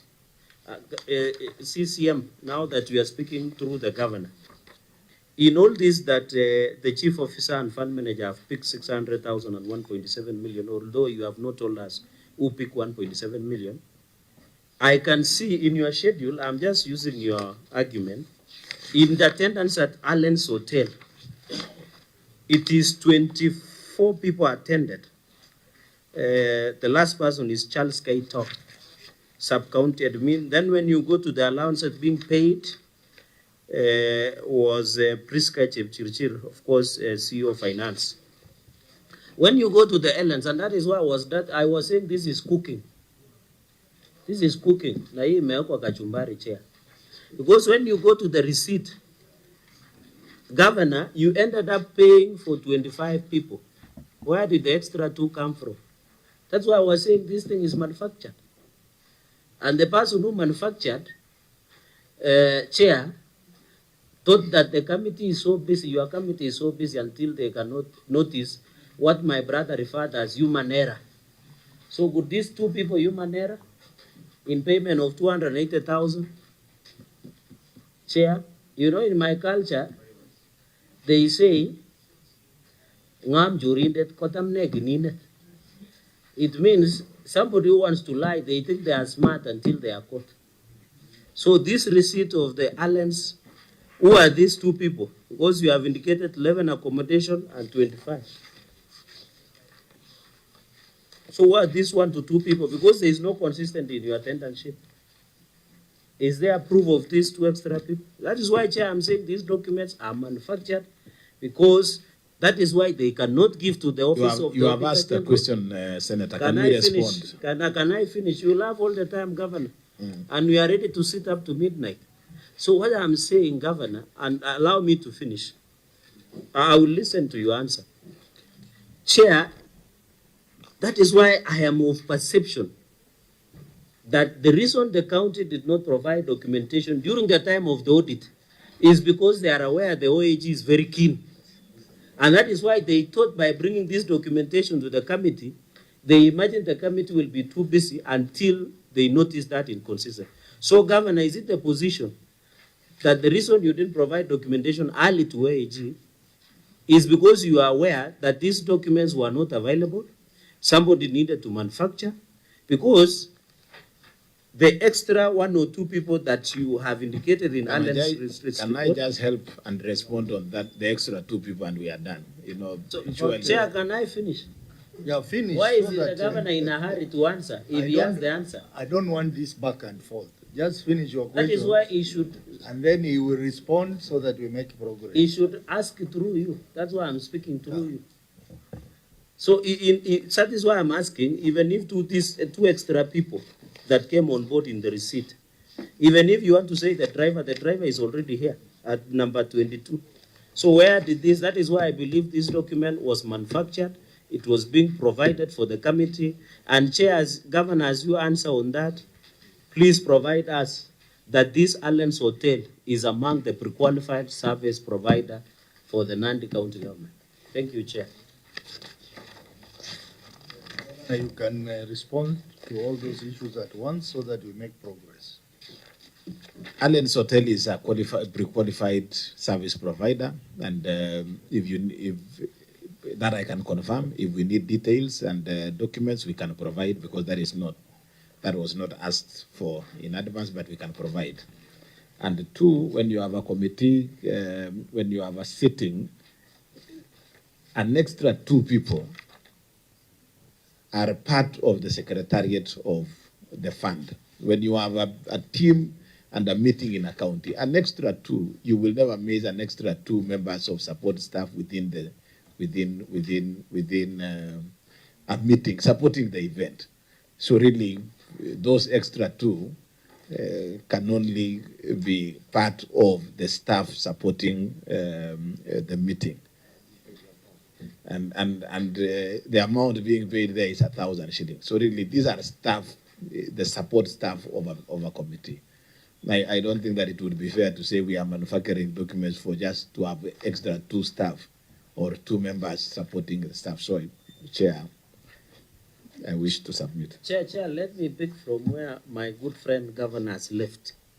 Yeah. So if you are spending 2,000 shillings of public money, there is no need to account and for them to sign. Is that what the governor is saying? Number 2, that's why I'm proving that this document was manufactured. In number 22, on the attendance of education attendance list of the Allen's Hotel, Priska Chepchirchir, which is CEO of Finance, somebody signed, but there is no ID number. That's why I still believe these are manufactured documents. Chair, can I just, I hope your secretariat, I hope you have gone on record. George, I hope you are on record, because the governor says secretariat should not They should just be unseen. They should not eat. They should sleep in silence. So, Chair, can I, this is after the NASEF meeting allowances, the next document, look at number 22, prescriptive accuracy of finance. The part of the ID is empty, but decide. That is my strong reason that these documents were manufactured with an intent to mislead this committee. And Governor, you and me are public officers. Don't you think it is fair, even if you have come with your driver or PA, that if they are attending an official meeting like this, that you are catering for their accommodation, for their meals, and also for allowance of 1,000 you have said, don't you think it is fair in terms of probity, in terms of integrity of public funds, for them to sign even if it is 100 shillings? So, Chair, these are manufactured. There is no idea of the CEO of Finance, but it is signed. If it works like a duck, then it's a duck. I think let me direct this, because this touches on Section 62 of the Public Audit Act. It's among the issues that the committee will engage on later as they do the report writing.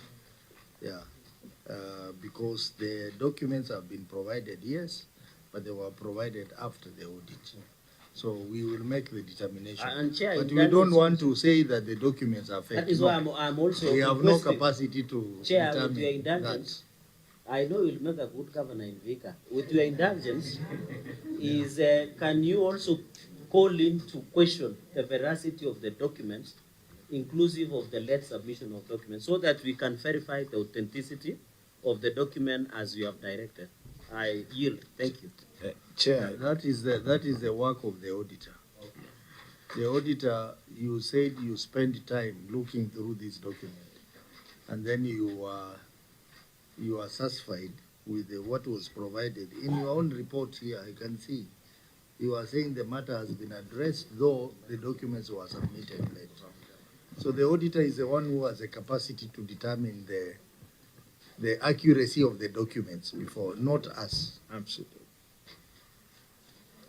So the auditor, please say something on that. And maybe, Chair, the said Priska, who has been mentioned, is the chief officer. She is here. I mean, if it's about attendance of that meeting, she can confirm. If you can allow, she's so here. auditor, just say something. Maybe, Chair, before the CEO of Finance said she should be taken to oath. That it becomes, I'm asking, I'm just borrowing from the governor. Just listen to me, Chair. Yeah. Because if she wants to be the witness, then she can take the oath, so that we can take it seriously. Chair, just in conclusion, so that as you have directed that this auditor, if you look at number 22, that's why I want to disapprove the governor and say this manufactured document. Number 22, Governor, I would like to request you, let's go to NASEF meeting allowances. Number 22, and committee members, bear with me. It says Unix Cherop is a secretariat. But the governor said secretariat were not included. So who is misleading who? This is, I'm willing to provide. It is it is annex number 2. After the one of 600,000, you go to the letter that was written by fund manager. Then the third, NASEF meeting allowances. You look at number 22, there is Eunice Cherop, who is a secretariat that was paid 2,000. So in fact, Governor, you are being unfair by paying other secretariat 1,000 each. You need to be fair. You need to be fair, Governor. Give kila mtu at least apate kama ni mbili ikuwe sawa. Let's listen to the auditor. Chair, it is here. Yeah, we have seen it. But so who is misleading who? We have seen it. We have heard. I don't want to use the word lie. Who is misleading? Let's listen to the auditor. Let's listen to the auditor. Thank you, Chair. When we verify documents, we just go for basic assurance. We believe that management initially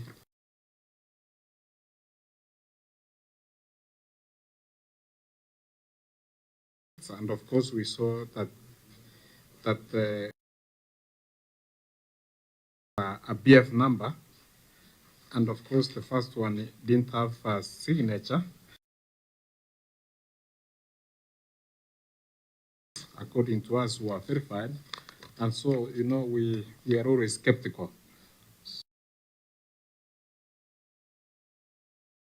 That's it. Thank you, Chair. Yeah, maybe moving forward, Auditor, once you do your audit report and you issue a certificate, it means you can't reopen that audit. Maybe moving forward, you should insist that the documents are provided during the time of audit, so that you are not placed in a situation where you are supposed to determine the accuracy of the documents before you, and yet the documents were presented much later. So that way we will move better. Because here, members here, we don't have capacity to determine whether the documents are good or not. It is your job. It is not our job. So moving forward, maybe, Auditor, you need to insist on that. Yeah.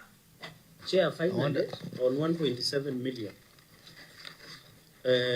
This one, maybe, who should I, Chair, who picked this 1.7 million? Can the governor tell us, because he has all the officers, and I can see the fund manager and CEO, who picked this? Because I can see chief officer was there. Was it the chief officer? Number two, Chair, on lunch allowances during identification and compiling exercise. If you can go with me, Auditor. I have seen the schedule that it comes to 1.79 million. But this money was issued again to other officers. So the initial officer, which is the chief officer, she seated here, and the fund manager were given 1.7 million. And then they went ahead and reissued to Barnabas Talam, which I believe is the sub-county admin or what, 7,000 at the rate of 1,000.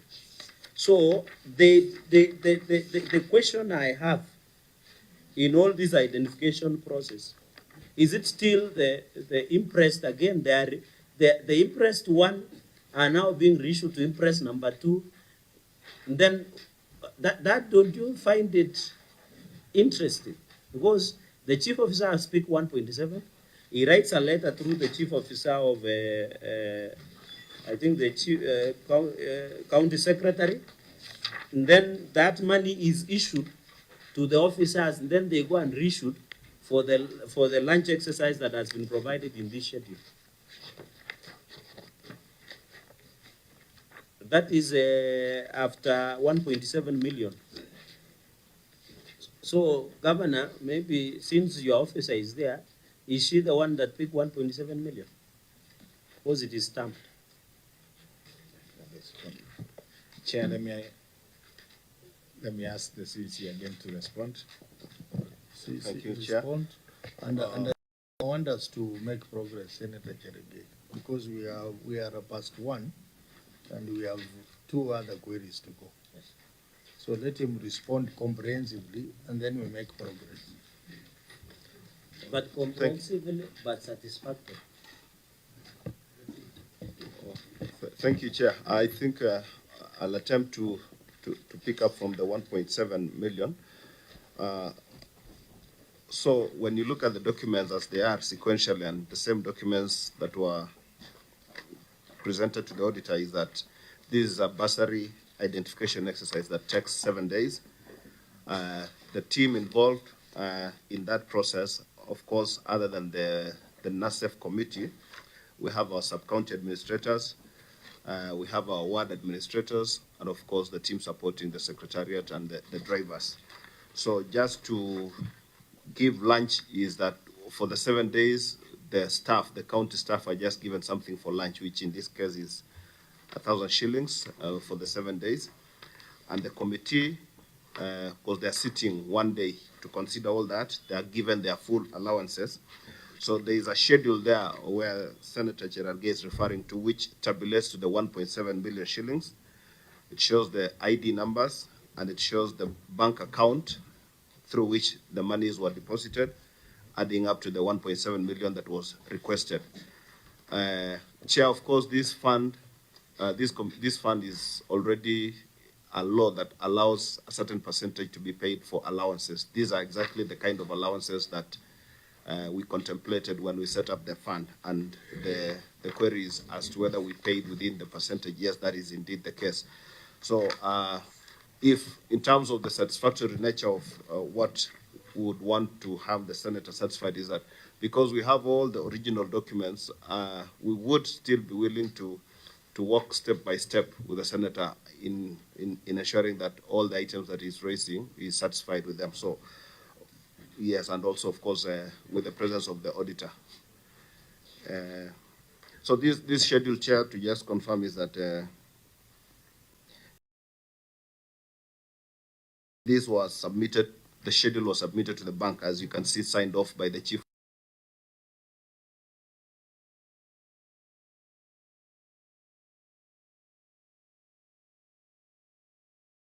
This is a schedule being forwarded to the bank. Thank you. Chair, maybe while I've seen this schedule, the total, sir, where is the report mechanism that these individuals have received the money? Number one. Finally, on the final, Chair, because this sitting allowances has been flagged by OAG, that it is justifiable within the reasoning of the law, but we effective in terms of uses of resources. So, Governor,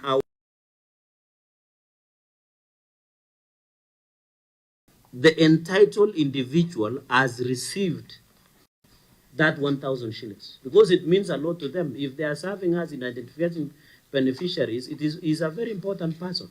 So where is the report on that, or where was the sign, the way you have done with this attendance in the earlier one? Number two, and finally, Chair, this will be the final. My number 3 argument is that these documents are manufactured. You know why? I want to prove.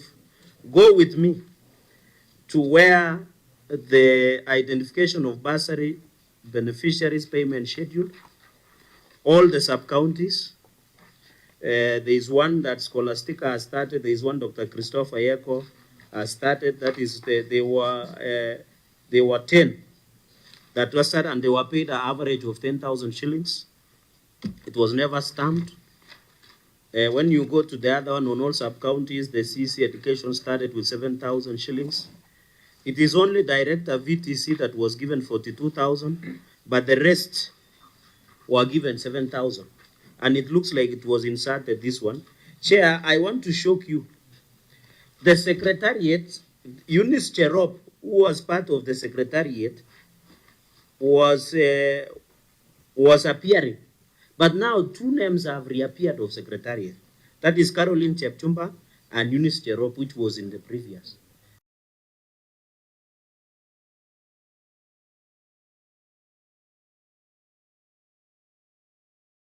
One. To show this document is forged and the authenticity and was misleading. No one has prepared, no one has approved. And this is their payment. This is their document. There is no name, and I'm happy the governor has prepared a very good payment forger. Very wonderful. With the logo of Department of Education, payment schedule. But at the end, apart from these all signatures and the ID numbers and what have you, even the secretaries are now 4. We have Caroline Chepkemba and Veronica Korir. So they are now 4 secretaries. But down here, although there is a logo here, Governor, you have prepared a very good document. You have said prepared by -- designation date and sign. So this document, the authenticity is in question also, Chair. Chair, point of order, Chair. Direction on that the committee will retire to make a decision on section 62, and but the committee has no capacity to determine the accuracy of the documents. It is the role of the auditor. So for us, our focus will strictly be on section 62. Chairman. So I want us to make progress. Chair, before Governor speaks, I also want to remind you, Chair, with tremendous respect, that even the OAG has no capacity to documents are manufactured or not. We rely on section 62, but then again, Chair, it is upon somebody called a document examiner, and that's not within our purview to order for that. So I don't know why this issue of documentation as to whether they're authentic or not is really taking much of our time, and you've actually pronounced yourself on the way forward. So, Chair, let's stick to your direction, Chair. If you said we will retreat as a committee, we go that way, we make progress here with this meeting today, Chair. But Chair, to be fair to me, since I will not be sitting with you in the retreat, it is better if I go unanswered so that you will be reviewing what I put on your record. points have been taken. Okay. Senator Cheregei, your points have been taken, just like the points from the governor team has been taken. Chairman, when documents are provided, and as you have rightly put, the committee may not have the capacity to determine whether a document is genuine or not. But you have the powers to direct or to request any office or an office that has the capacity to do that to establish. And there, you know, the authenticity. But for our senator to go on record to say this is void, this is a fake document, that is being petty and being scandalous. Okay. And no, Chair, And it you is. will I have. That's unparliamentary, and he was a member of parliament. Oh, you have also used unparliamentary. Which parliamentary word? So Which both one? of you. Chair, which So one? my request, Chair. It cannot be petty. because- We are discussing, governor cannot say this is petty when we are discussing 4.5 million, unless it's petty cash to him. But my people in Chair, Nandi, I- even 1,000 shillings mean a lot. Okay. It's not petty. Then if it is petty, Chair, why would the OAG raise it? Honorable Cheregei. If it was petty, Governor, why would the OAG questioning the sitting allowances? You realize I've given you leeway because you are the area senator. I've given you a lot of leeway. But let's have some decorum between. No, but you should in this also meeting. direct the chair. It will be in bad taste for Kenyans to be told that in PIC, the governor considered 4.5 million sitting allowance as petty and scandalous. That's very It is the senator who is petty and scandalous, not the PIC, We are not. I'm not not the chair. committee. You need to protect me. I'm not on discussion. What is on discussion is the OAG report. But we are discussing what you are saying. Yeah, What the you are OAG saying is report, petty Governor, and I'm scandalous. saying, no, Chair, You have no Governor, capacity. Chair, You have no Chair, capacity. Chair, Honorable Governor, Point of order, point of order, You Chair. are allowing the governor to be Point of scandalous. order, Chair. Oh. Point of Because order. what he's Yes, saying, let me give. Could I be allowed, Chair, to conclude? Bishop, Point of order. we have Bishop here. Let me give. Chair, in this committee, you should not allow exchange between Yeah. the senator and the governor. Yes. We should give one another time to talk, and they should not be allowed to exchange words here. Yeah. But Chair, when I was Chair, I have speaking, been when the very senator careful. was speaking, Chair, I've been I very kept careful. my cool and I waited. Chair, Listen, I have been Senator- very measured Senator with a lot of Cheregei. tremendous, Chair, with a lot of tremendous. Yeah. I have been very measured in asking Senator. questions and clarifications. Okay, very and that well. is why, Chair, I'm asking the governor. Let me use an example. In one of his documents, which is not Cheregei's document, the CEO has not put ID number. Is that petty? And she has taken 8,000 shillings for sitting allowance. Is that petty? Okay, very well. I've already, you know, we have already given a direction. We have already given a direction on this matter. I don't want it to be like a contest between you and governor. Eh? And- We have already, as a committee, we have already given direction on what we are going to do.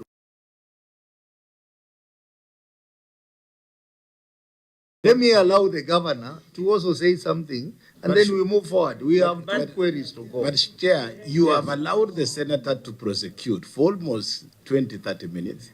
I am just making one statement. He is throwing tantrums and being juvenile. Chair, you It can needs to see be you fair. are allowing the governor It needs to be also. fair. I'm not throwing tantrums, Chair. He's being juvenile. No, you- Chair, you- you you can know- see is now insulting, you know- but you are you know- allowing, Chair. you You know- need to protect this committee. You know, you, We are- both of Chair, you, because if you are you saying, are, you know, you are on camera, both no, of you. Chair. So the point you cannot, Chair, you cannot say I'm throwing tantrums or juvenile. Yet the question I'm asking is simple. I have just. I have said, why did the Chief Officer of Finance not provide ID document?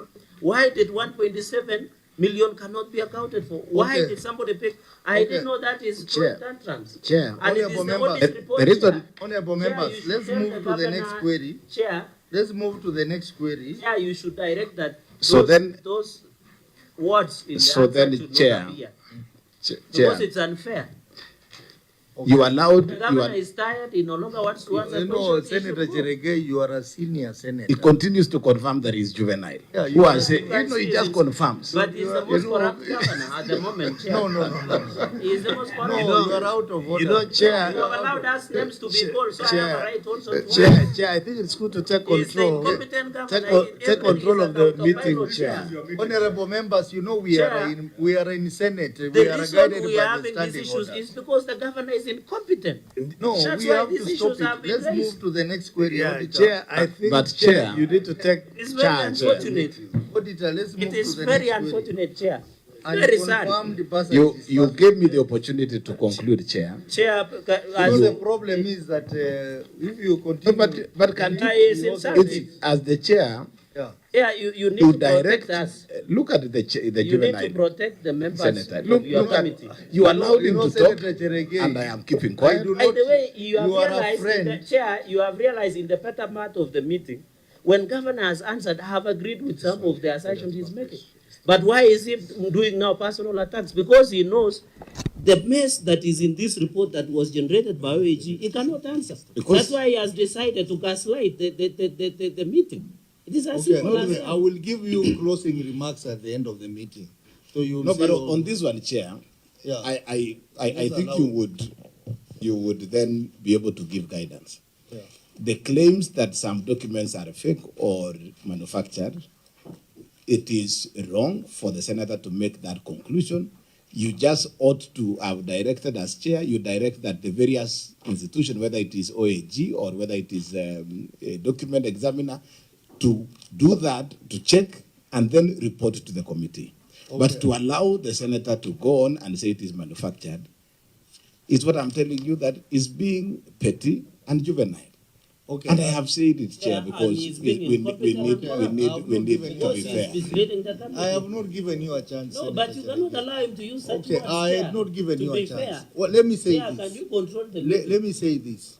We had directed that we will look at the provisions of Section 62 and that we have no capacity to determine the correctness of the documents before us. It is the OAG. So, because you are doubting the documents, I now direct the OAG to go and re-examine the documents. Absolutely. And come back to us. How much time do you need, OAG? Thank you, Chair. Before we move to that, these documents, according to us, Chair, are authentic because, one, when this payment schedule is not signed, you know, a payment schedule is just a support schedule to the payment voucher. So we check on the payment voucher, and then these are support, which can Very be well. supported or not supported. Don't go into details. Thank you, I Chair. have We directed need 1 you week. go and re-examine and come back to us after how long? 1 week, Mr. 1 Chairman. week. And review You my write to answered us remarks and as confirm that the documents are authentic or they are not authentic. Thank you, Chair. Yeah. No, we have to move. So let's move to the next query. The next, Chair. And confirmed bursary disbursement, which is related to the query on number 9. Query Number 9. on Number- failure to publish list of beneficiaries. So you can read the two queries. Thank you, Chair. And confirmed bursary disbursements, the statement of financial performance reflects bursary transfers of Kenya shillings 126,452,051 as disclosed in Note 10 to the financial statements. The expenditure related to bursary disbursements to students in universities, TVETs and colleges, secondary schools, and special needs institutions. However, disbursements of Kenya shillings 114,132,102 sent to multiple institutions were not supported by acknowledgement receipts from the receiving institutions.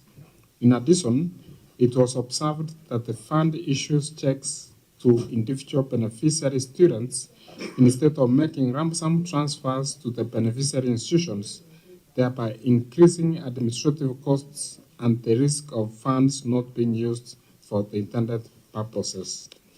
Next, Chair, is number 9 on the failure to publish list of beneficiaries. The statement of financial performance, and as disclosed in Note 10 and Note 11 to the financial statements, reflects expenditure of Kenya shillings 126,452,051 in respect of bursary transfers and Kenya shillings 1,176,533 in respect of scholarship grants, respectively. However, the management of the fund did not publish the list of successful beneficiaries on the county website as required by Section 29, Subsection 1E of the Nandi County Education Fund Act 2016, Amended 2023. Thank you, Chair. Very well. Governor, your management response? With regard to unconfirmed bursary disbursements, Chair, the acknowledgement receipts from the receiving institutions were received, though some got in late. However, going forward, all the bursaries will be issued electronically through RTGS, where confirmations will be received as soon as the bank clears. This will also address the issue of lump sum payments. Some of the acknowledgement receipts are attached in Annex 6 and 4. And in terms of the response to query number 9, the omission arose from the delays in coordinating with the county ICT department for web content updates and verifications of the final beneficiary data before publication. The list of all the beneficiaries for the year under review has since been uploaded to the county official website as indicated in that link, Chair. Thank you. Auditor, your comments on the two responses? Thank you, Chair. The first one on unconfirmed bursary disbursements, management is in agreement with our observation that they are not able to get all the acknowledgements. Then on number 9 on failure to publish list of beneficiaries, Chair, the website indicated where they are published. It was not, we didn't find it in the Google search engine, we didn't get it.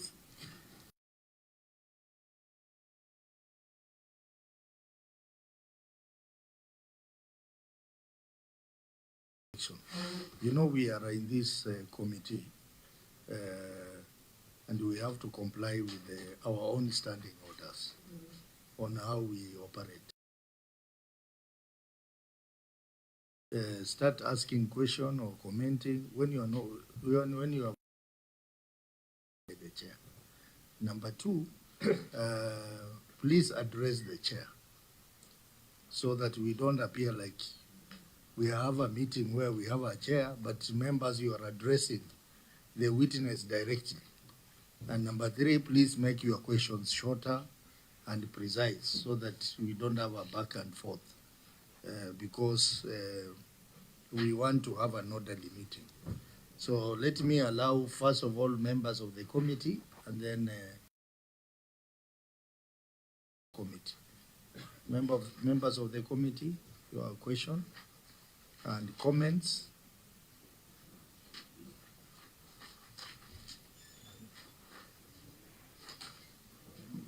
Senator Kisang. Chair, on the first failure to publish a list of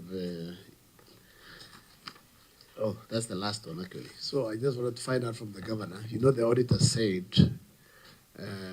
they have checked and it's not there. So I don't know, is your website online? Are we able to verify it now? Because you know, that is something that can be checked if, I mean, it's online. Yes, side, it's online. Yeah, so maybe the auditor, where did you try to find it and you didn't get it? So maybe we can just check. There's a website there, the given provided this under their response. This nandi.go.ke departments of education, research, and vocational training. So maybe It starts with www. it starts with HTTPS.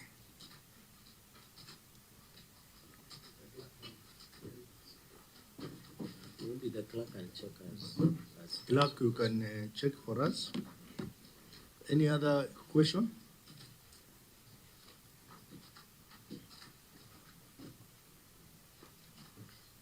Senator, I don't know whether I don't know whether I got it right from the OAG. Are they satisfied with the response on the issue of unconfirmed bursary disbursements as done by the governor?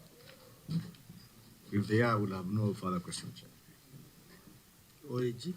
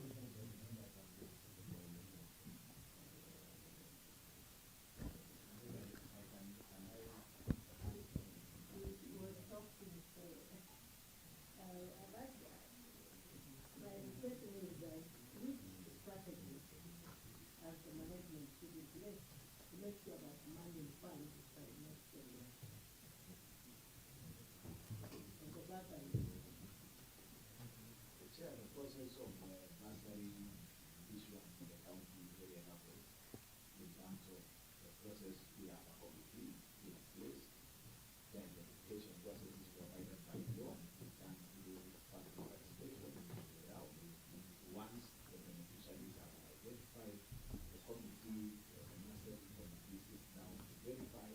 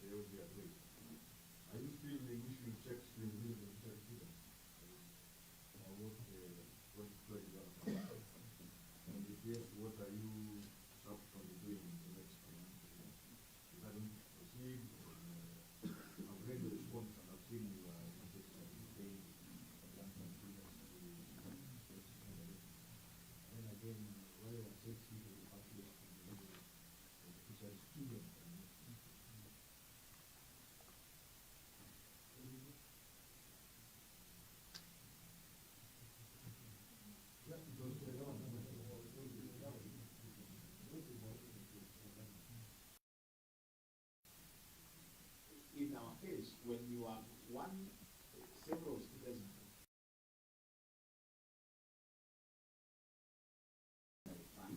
in one institution, we then have one check to the institution and machine. Totally enough. But when you have one student per one institution, we are able to then give the check to that institution, but with the name of the student, because it's one student per, a student in that one institution. So one check for that one student. But in all the others, we work with the no subject. I need to understand something. This is Rafael Chimera study in Chimola School. And I'm the only beneficiary of that. So the check from the county government of Nandi fetching error or multiple. Let me attach something that shows it is meant for when the auditor will have an issue with the audit in the report. If I read it to you, your query says, in addition, it was observed that the fund issues checks to individual beneficiary students. If my 3-year-old son, wherever he is now, you can clearly see that he was paying money directly to the Imprest and not to the institution. So then perhaps we need to clarify the query. Because to me, it appears the governor is paying individual checks to individual names. So I think somewhere gets a check. So we don't know, and it's actually the comment that you say, we're not so sure whether there's a risk of funds not being into the relevant fund. So it seems they can be managed to other things. Thank you, sir.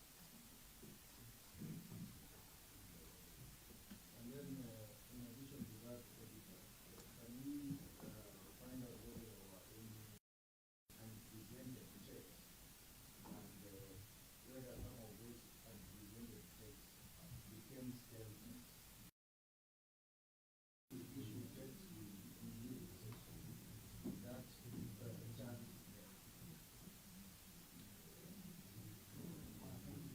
On the issue of as I described that for some will do an illegal check, so the amount is 114 million, so it's still there could be some. There are some which were issued to individuals and the government indicated. Those ones were the days of check, lump sums, the check of check. So there's cases where the illegal checks are issued after the on the issue of unconfirmed unprecedented checks, for example, register, confirmed to me that there are no issue of unprecedented checks. Which all of them are incidental, with no state check. Chair, you must be also not to everyone. You know what each minute has to do? A child who is in for money for 22. Would you like the check, the authorize the check to the child, the student, or they wrote to the school, but it was given to the student with an attachment? You know, it's very clear. But the one is like, William and son, who is studying with the kids, that is 10, and I'm 17, the check was written in the next or in the school. That's what the level of. Yes, sir. The position is that yes, there was some checks given as indicated. There was one check for a student that had to the list. There were also other cases where the individual checks to the individual property. So those cases happen. Individual checks. Sure, a follow-up question on that. Because if this check is issued to a student's name, then where is the check going to be banked with? The student doesn't have an account. Only the school has an account. And there is no way the check can be issued in the name of a student and be banked to the school's account. There is something there. Can the auditor clarify this clearly?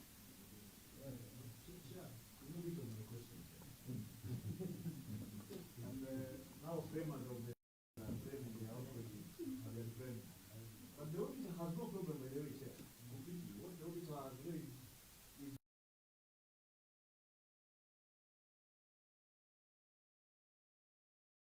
in the code of doing the audit exercise. Then perhaps the checks that were issued to you. That is clear check. There's no other question here. So the AG has, the OG has nothing else to clarify. It is incumbent upon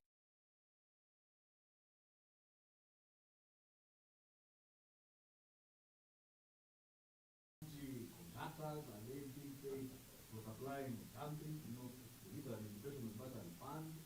And but I raised an example, if perhaps it's another, for instance, the school and the home student as the payee and attached to my name. The clarity is now not coming clearly. But what they so it is telling us is that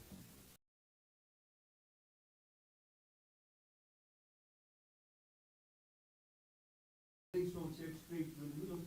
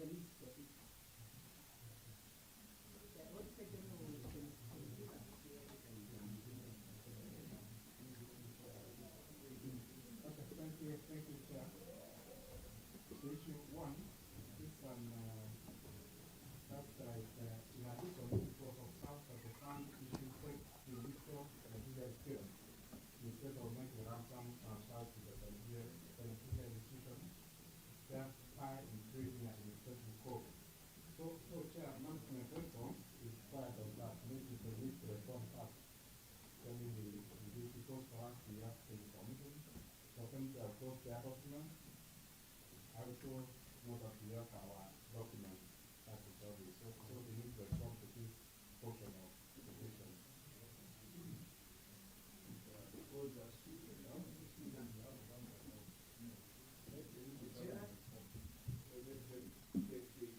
The response of the county is that there is no check that is given to us because practically that is not response because how then would a student actualize the fact that it is given in their name? It's not so. So for us there is no beneficiary for somebody that will go to an individual and therefore for the for the assertion by the auditor unless they are able to provide any one or any check of that fact. For us, it is it does not make it's not possible to even do it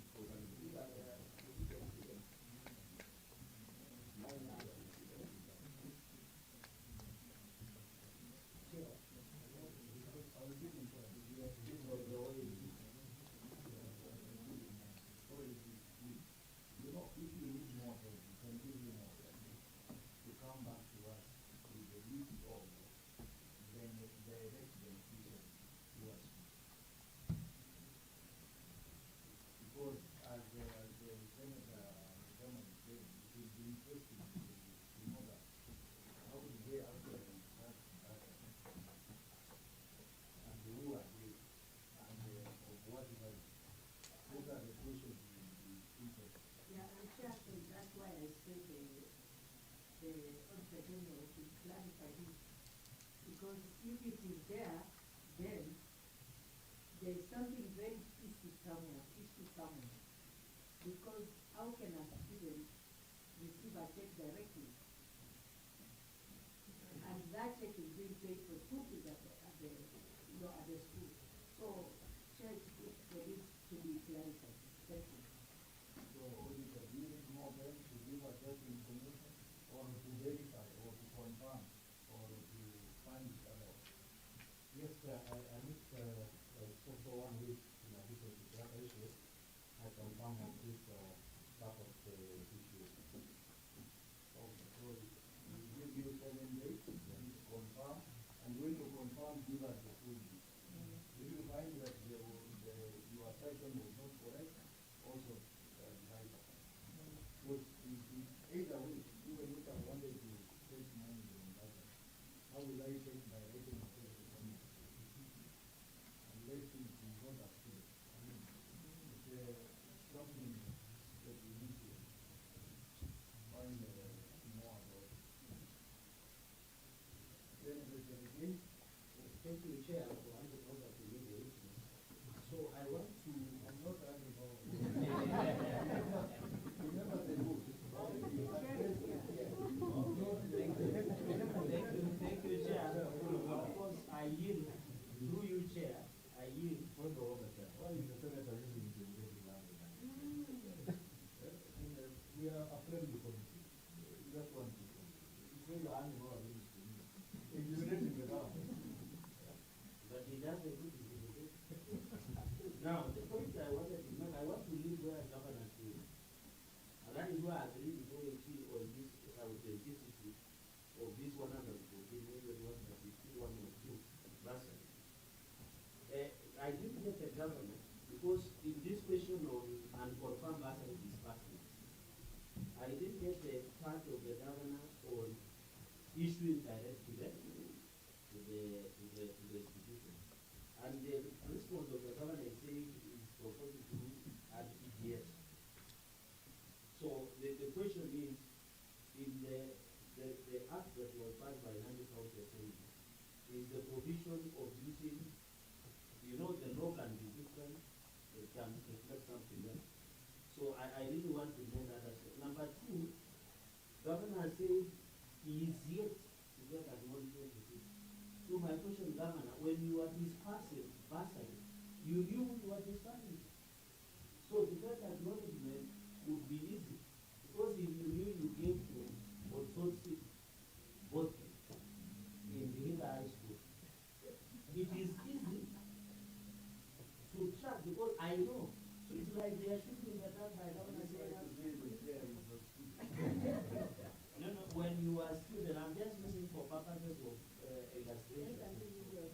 let me use myself. For example, Chair Ganai is protected. By the Senate of Machakos. And I don't know why she is excessively happy today. So the thing, and I want to today, for example, when you are in Machakos High School, and then I think it is easy to do follow-up because one, you have a committee, two, you have the disbursement committee, you have the people in disbursement. So by the time the OAG is asking for acknowledgement, if you have said you have not received, or it would be easy to pretend beneath high school, you can, and you know, the purpose should be provide us with the acknowledgement of what you paid to your student for student XY, which has been used. So Governor, why has it taken long? It is now, we are now in the second financial year under the after 23-24. Why has it taken long? That is my question number 2. Number 3, Chair, that is why on the aspect of lump sum transfers, I think I had asked that one number in this, the unpublished list of beneficiaries, which is, I think they were 1,176,533. But the chairperson, through the chair, you are an IT guru. You have told us you cannot trace that website. Or has it been traced? Have you managed to get the confirmed? How many are involved? Maybe you can go on record. Okay, the website provides the list of beneficiaries with the details of the institution and the amount that they discussed. What about the total number? Because the auditor is talking about 1,100. But that is fine.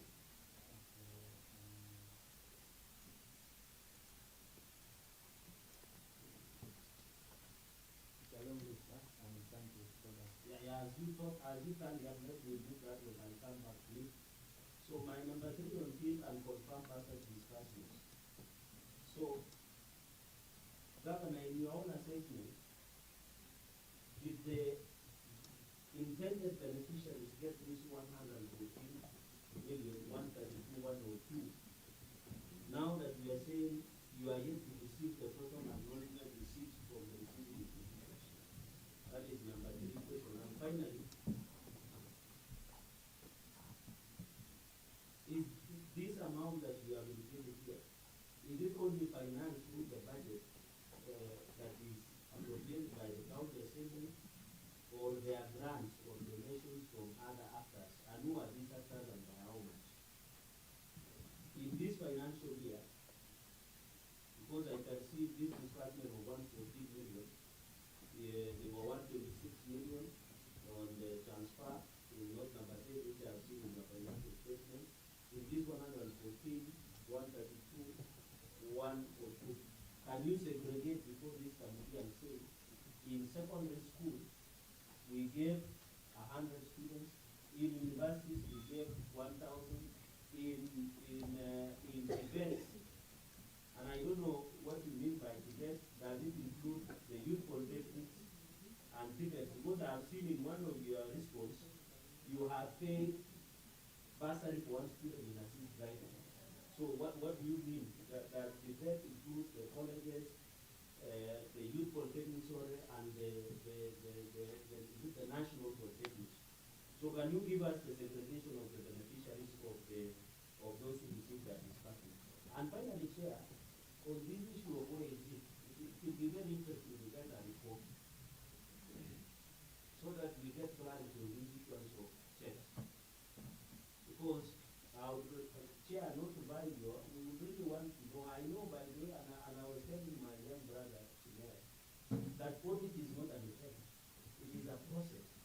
By the time an audit report is generated, it has gone through many phases. So by the fact that in the audit report, the OAG is pointing out something, then we need to look at the notes that were being used for the audit so that we can take. I really want to know why the county government issued allegedly these checks to individual students. So, Chair, that will be my 4 questions. Yes, who comes up, auditor?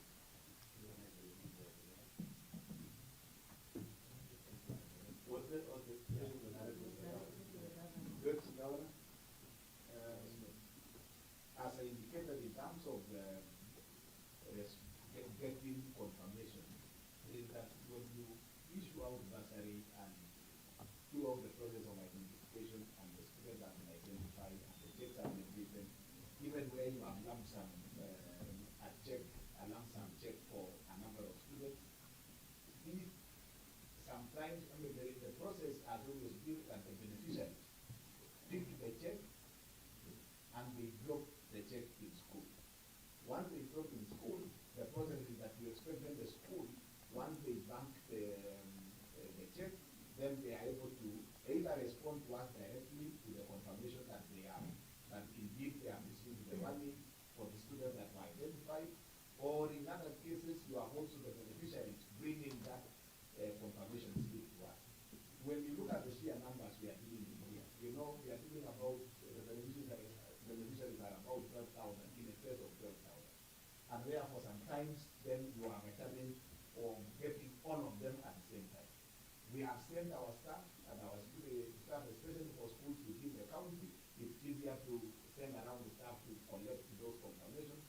But when you have a student who is benefiting, for example, is a student in AMTC, for example, in Joshua, or AMTC in Goli, or AMTC somewhere else, sometimes it is difficult for you to get those confirmations. And that is why we are saying that, you know, our strategies, we are trying to find means and ways of ensuring that you lessen that time by, for example, going through RTGS. And the question that was asked whether the law allows RTGS or through checks is just a form of payment, you know, it is a form of disbursement.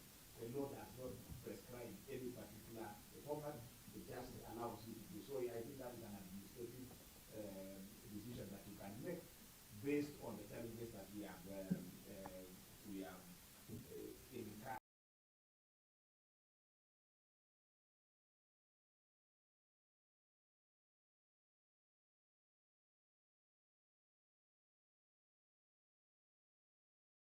student has received, even if you are talking about a student who is in, you know, because there is no serious obligation on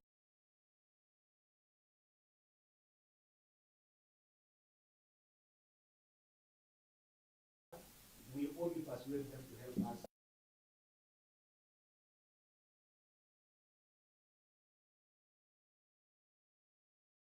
Again, in terms of the categorized segregation, the law allows the bursary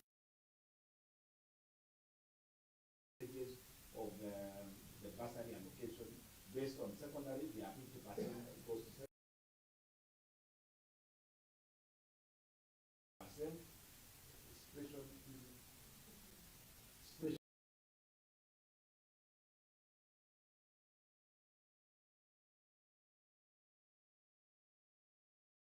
needs students 10%.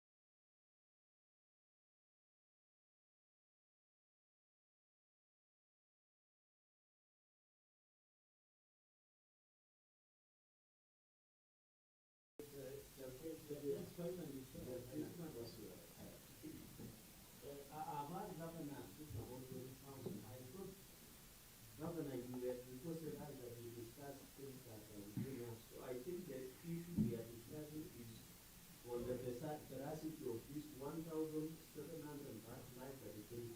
You have painted the problem, but you are not giving us the solution. I agree that it is students all over the country. But if you have developed a strategy of identifying the bursary beneficiary, why is it hard to get the acknowledgements of the receipt? Because the more you don't get it, the more it will become a little bit because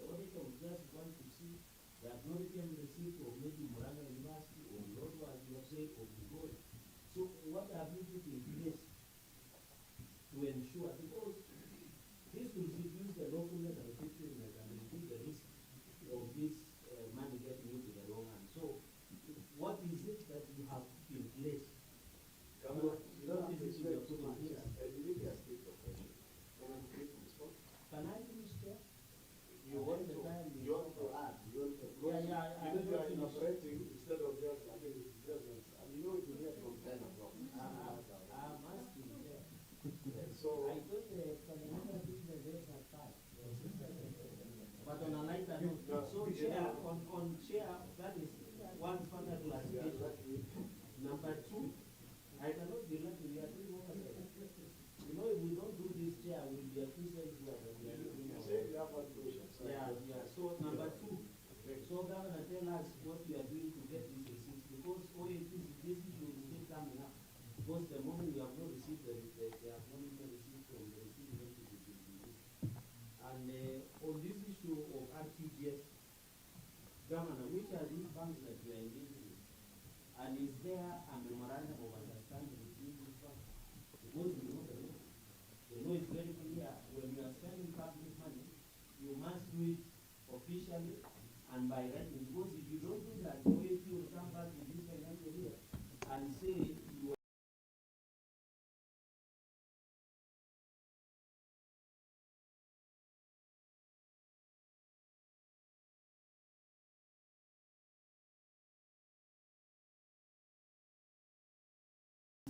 you are using RTGS.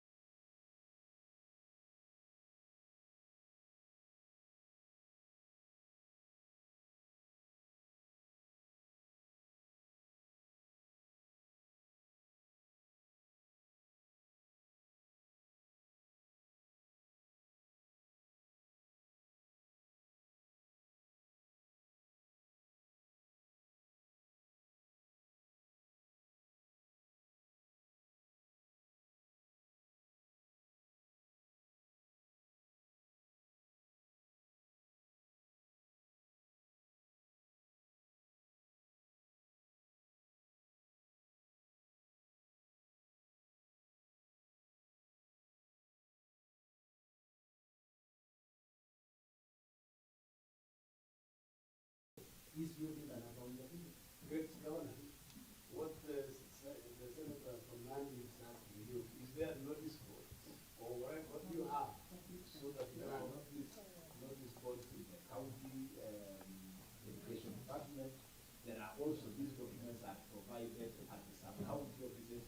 They are also at the ward offices and also the MCA's offices, are available. And since the process of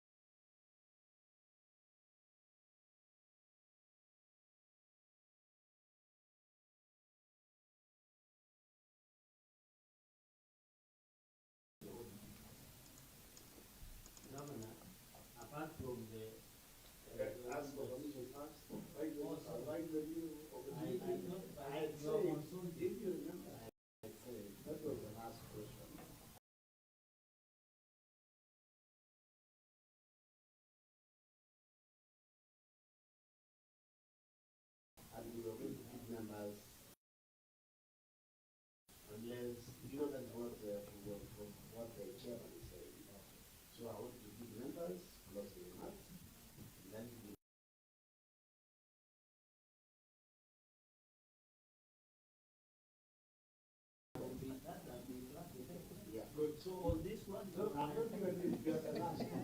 Members, but I don't know that the governor does not win the day. We feel sure that it will be fair to the board.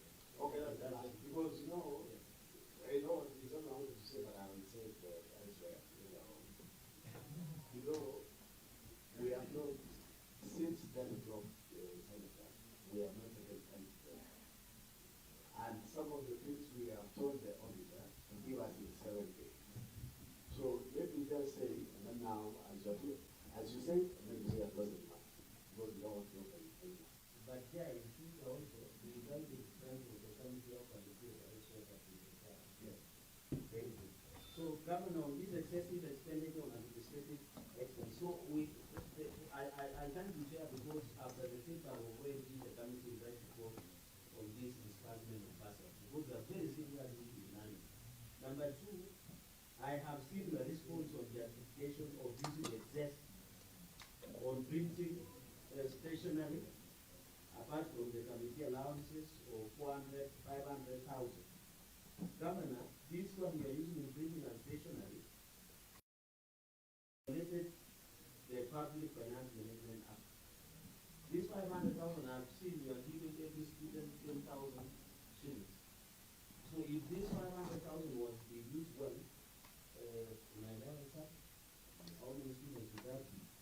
For the I don't want to ask PTA 3.1% of the approved budget of 150 billion for the year under review. So Governor, what was the justification? Now that you are proposing to use technology, and that chair, I know you not ask that question. The OAG has flagged for witness of use of ICT. So if the county had a functional ICT, you don't need to bring papers and stationery worth 500,000. So what is the governor using? Chair. Governor? I agree as indicated, Chair. We have the level of documents being printed is enormous. That rewards over 12,000 beneficiaries, ensuring that every ward has, and a county has, at least, which then support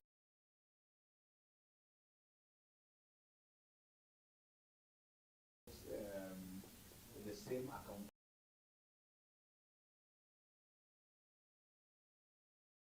And that increase is an extra 150,000 actually beyond the threshold, the percentage. And again, as we are going to ensure that that does not happen in the future, because we want to strictly adhere to the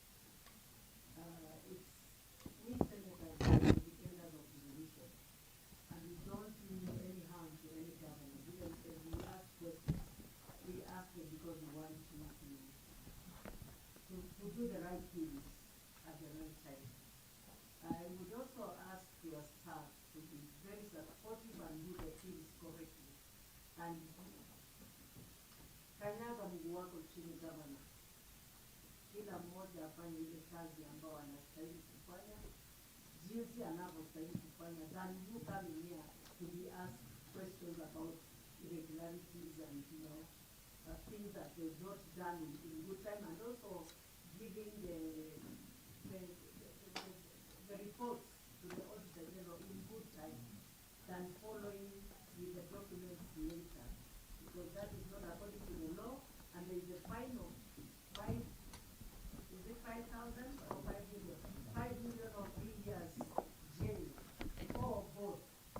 So we don't want to go that direction, but kindly just let them work and do the right thing. Thank you. Thank you so much, Chair, and I appreciate the opportunity to be here at the Senate at the end of the deliberations. I think we have agreed so that we should that we have amended that we are accountable to do, and we will take that for them. Thank you. I appreciate the cordiality of this committee. Other than my own friends of the committee, since I was in the Senate before. There ought to be a way of ensuring that friends of the committee also behave like the other members. Sometimes when you are friends of the committee, you behave a bit weirdly, that becomes a challenge. But for us, we are excited to behave the same way the other side. And I wish all the best to members of this committee who will be governors. And I look forward to sitting where you sit in the future. And ask the same questions you are asking. And that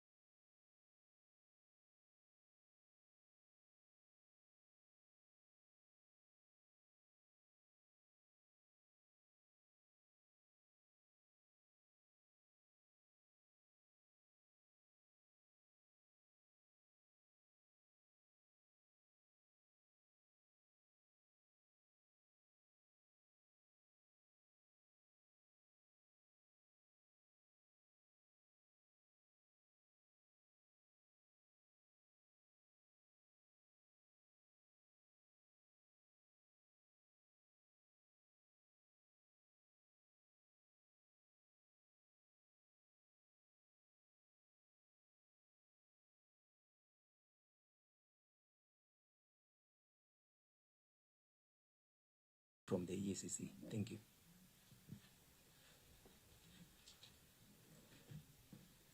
Honorable Chair, members, His Excellency the Governor, my name is Dishon Mohabashi from the Office of Control of Budget, Parliamentary Liaison Officer. Thank you. Good morning, everyone. My name is Edith Kanata from the National Treasury.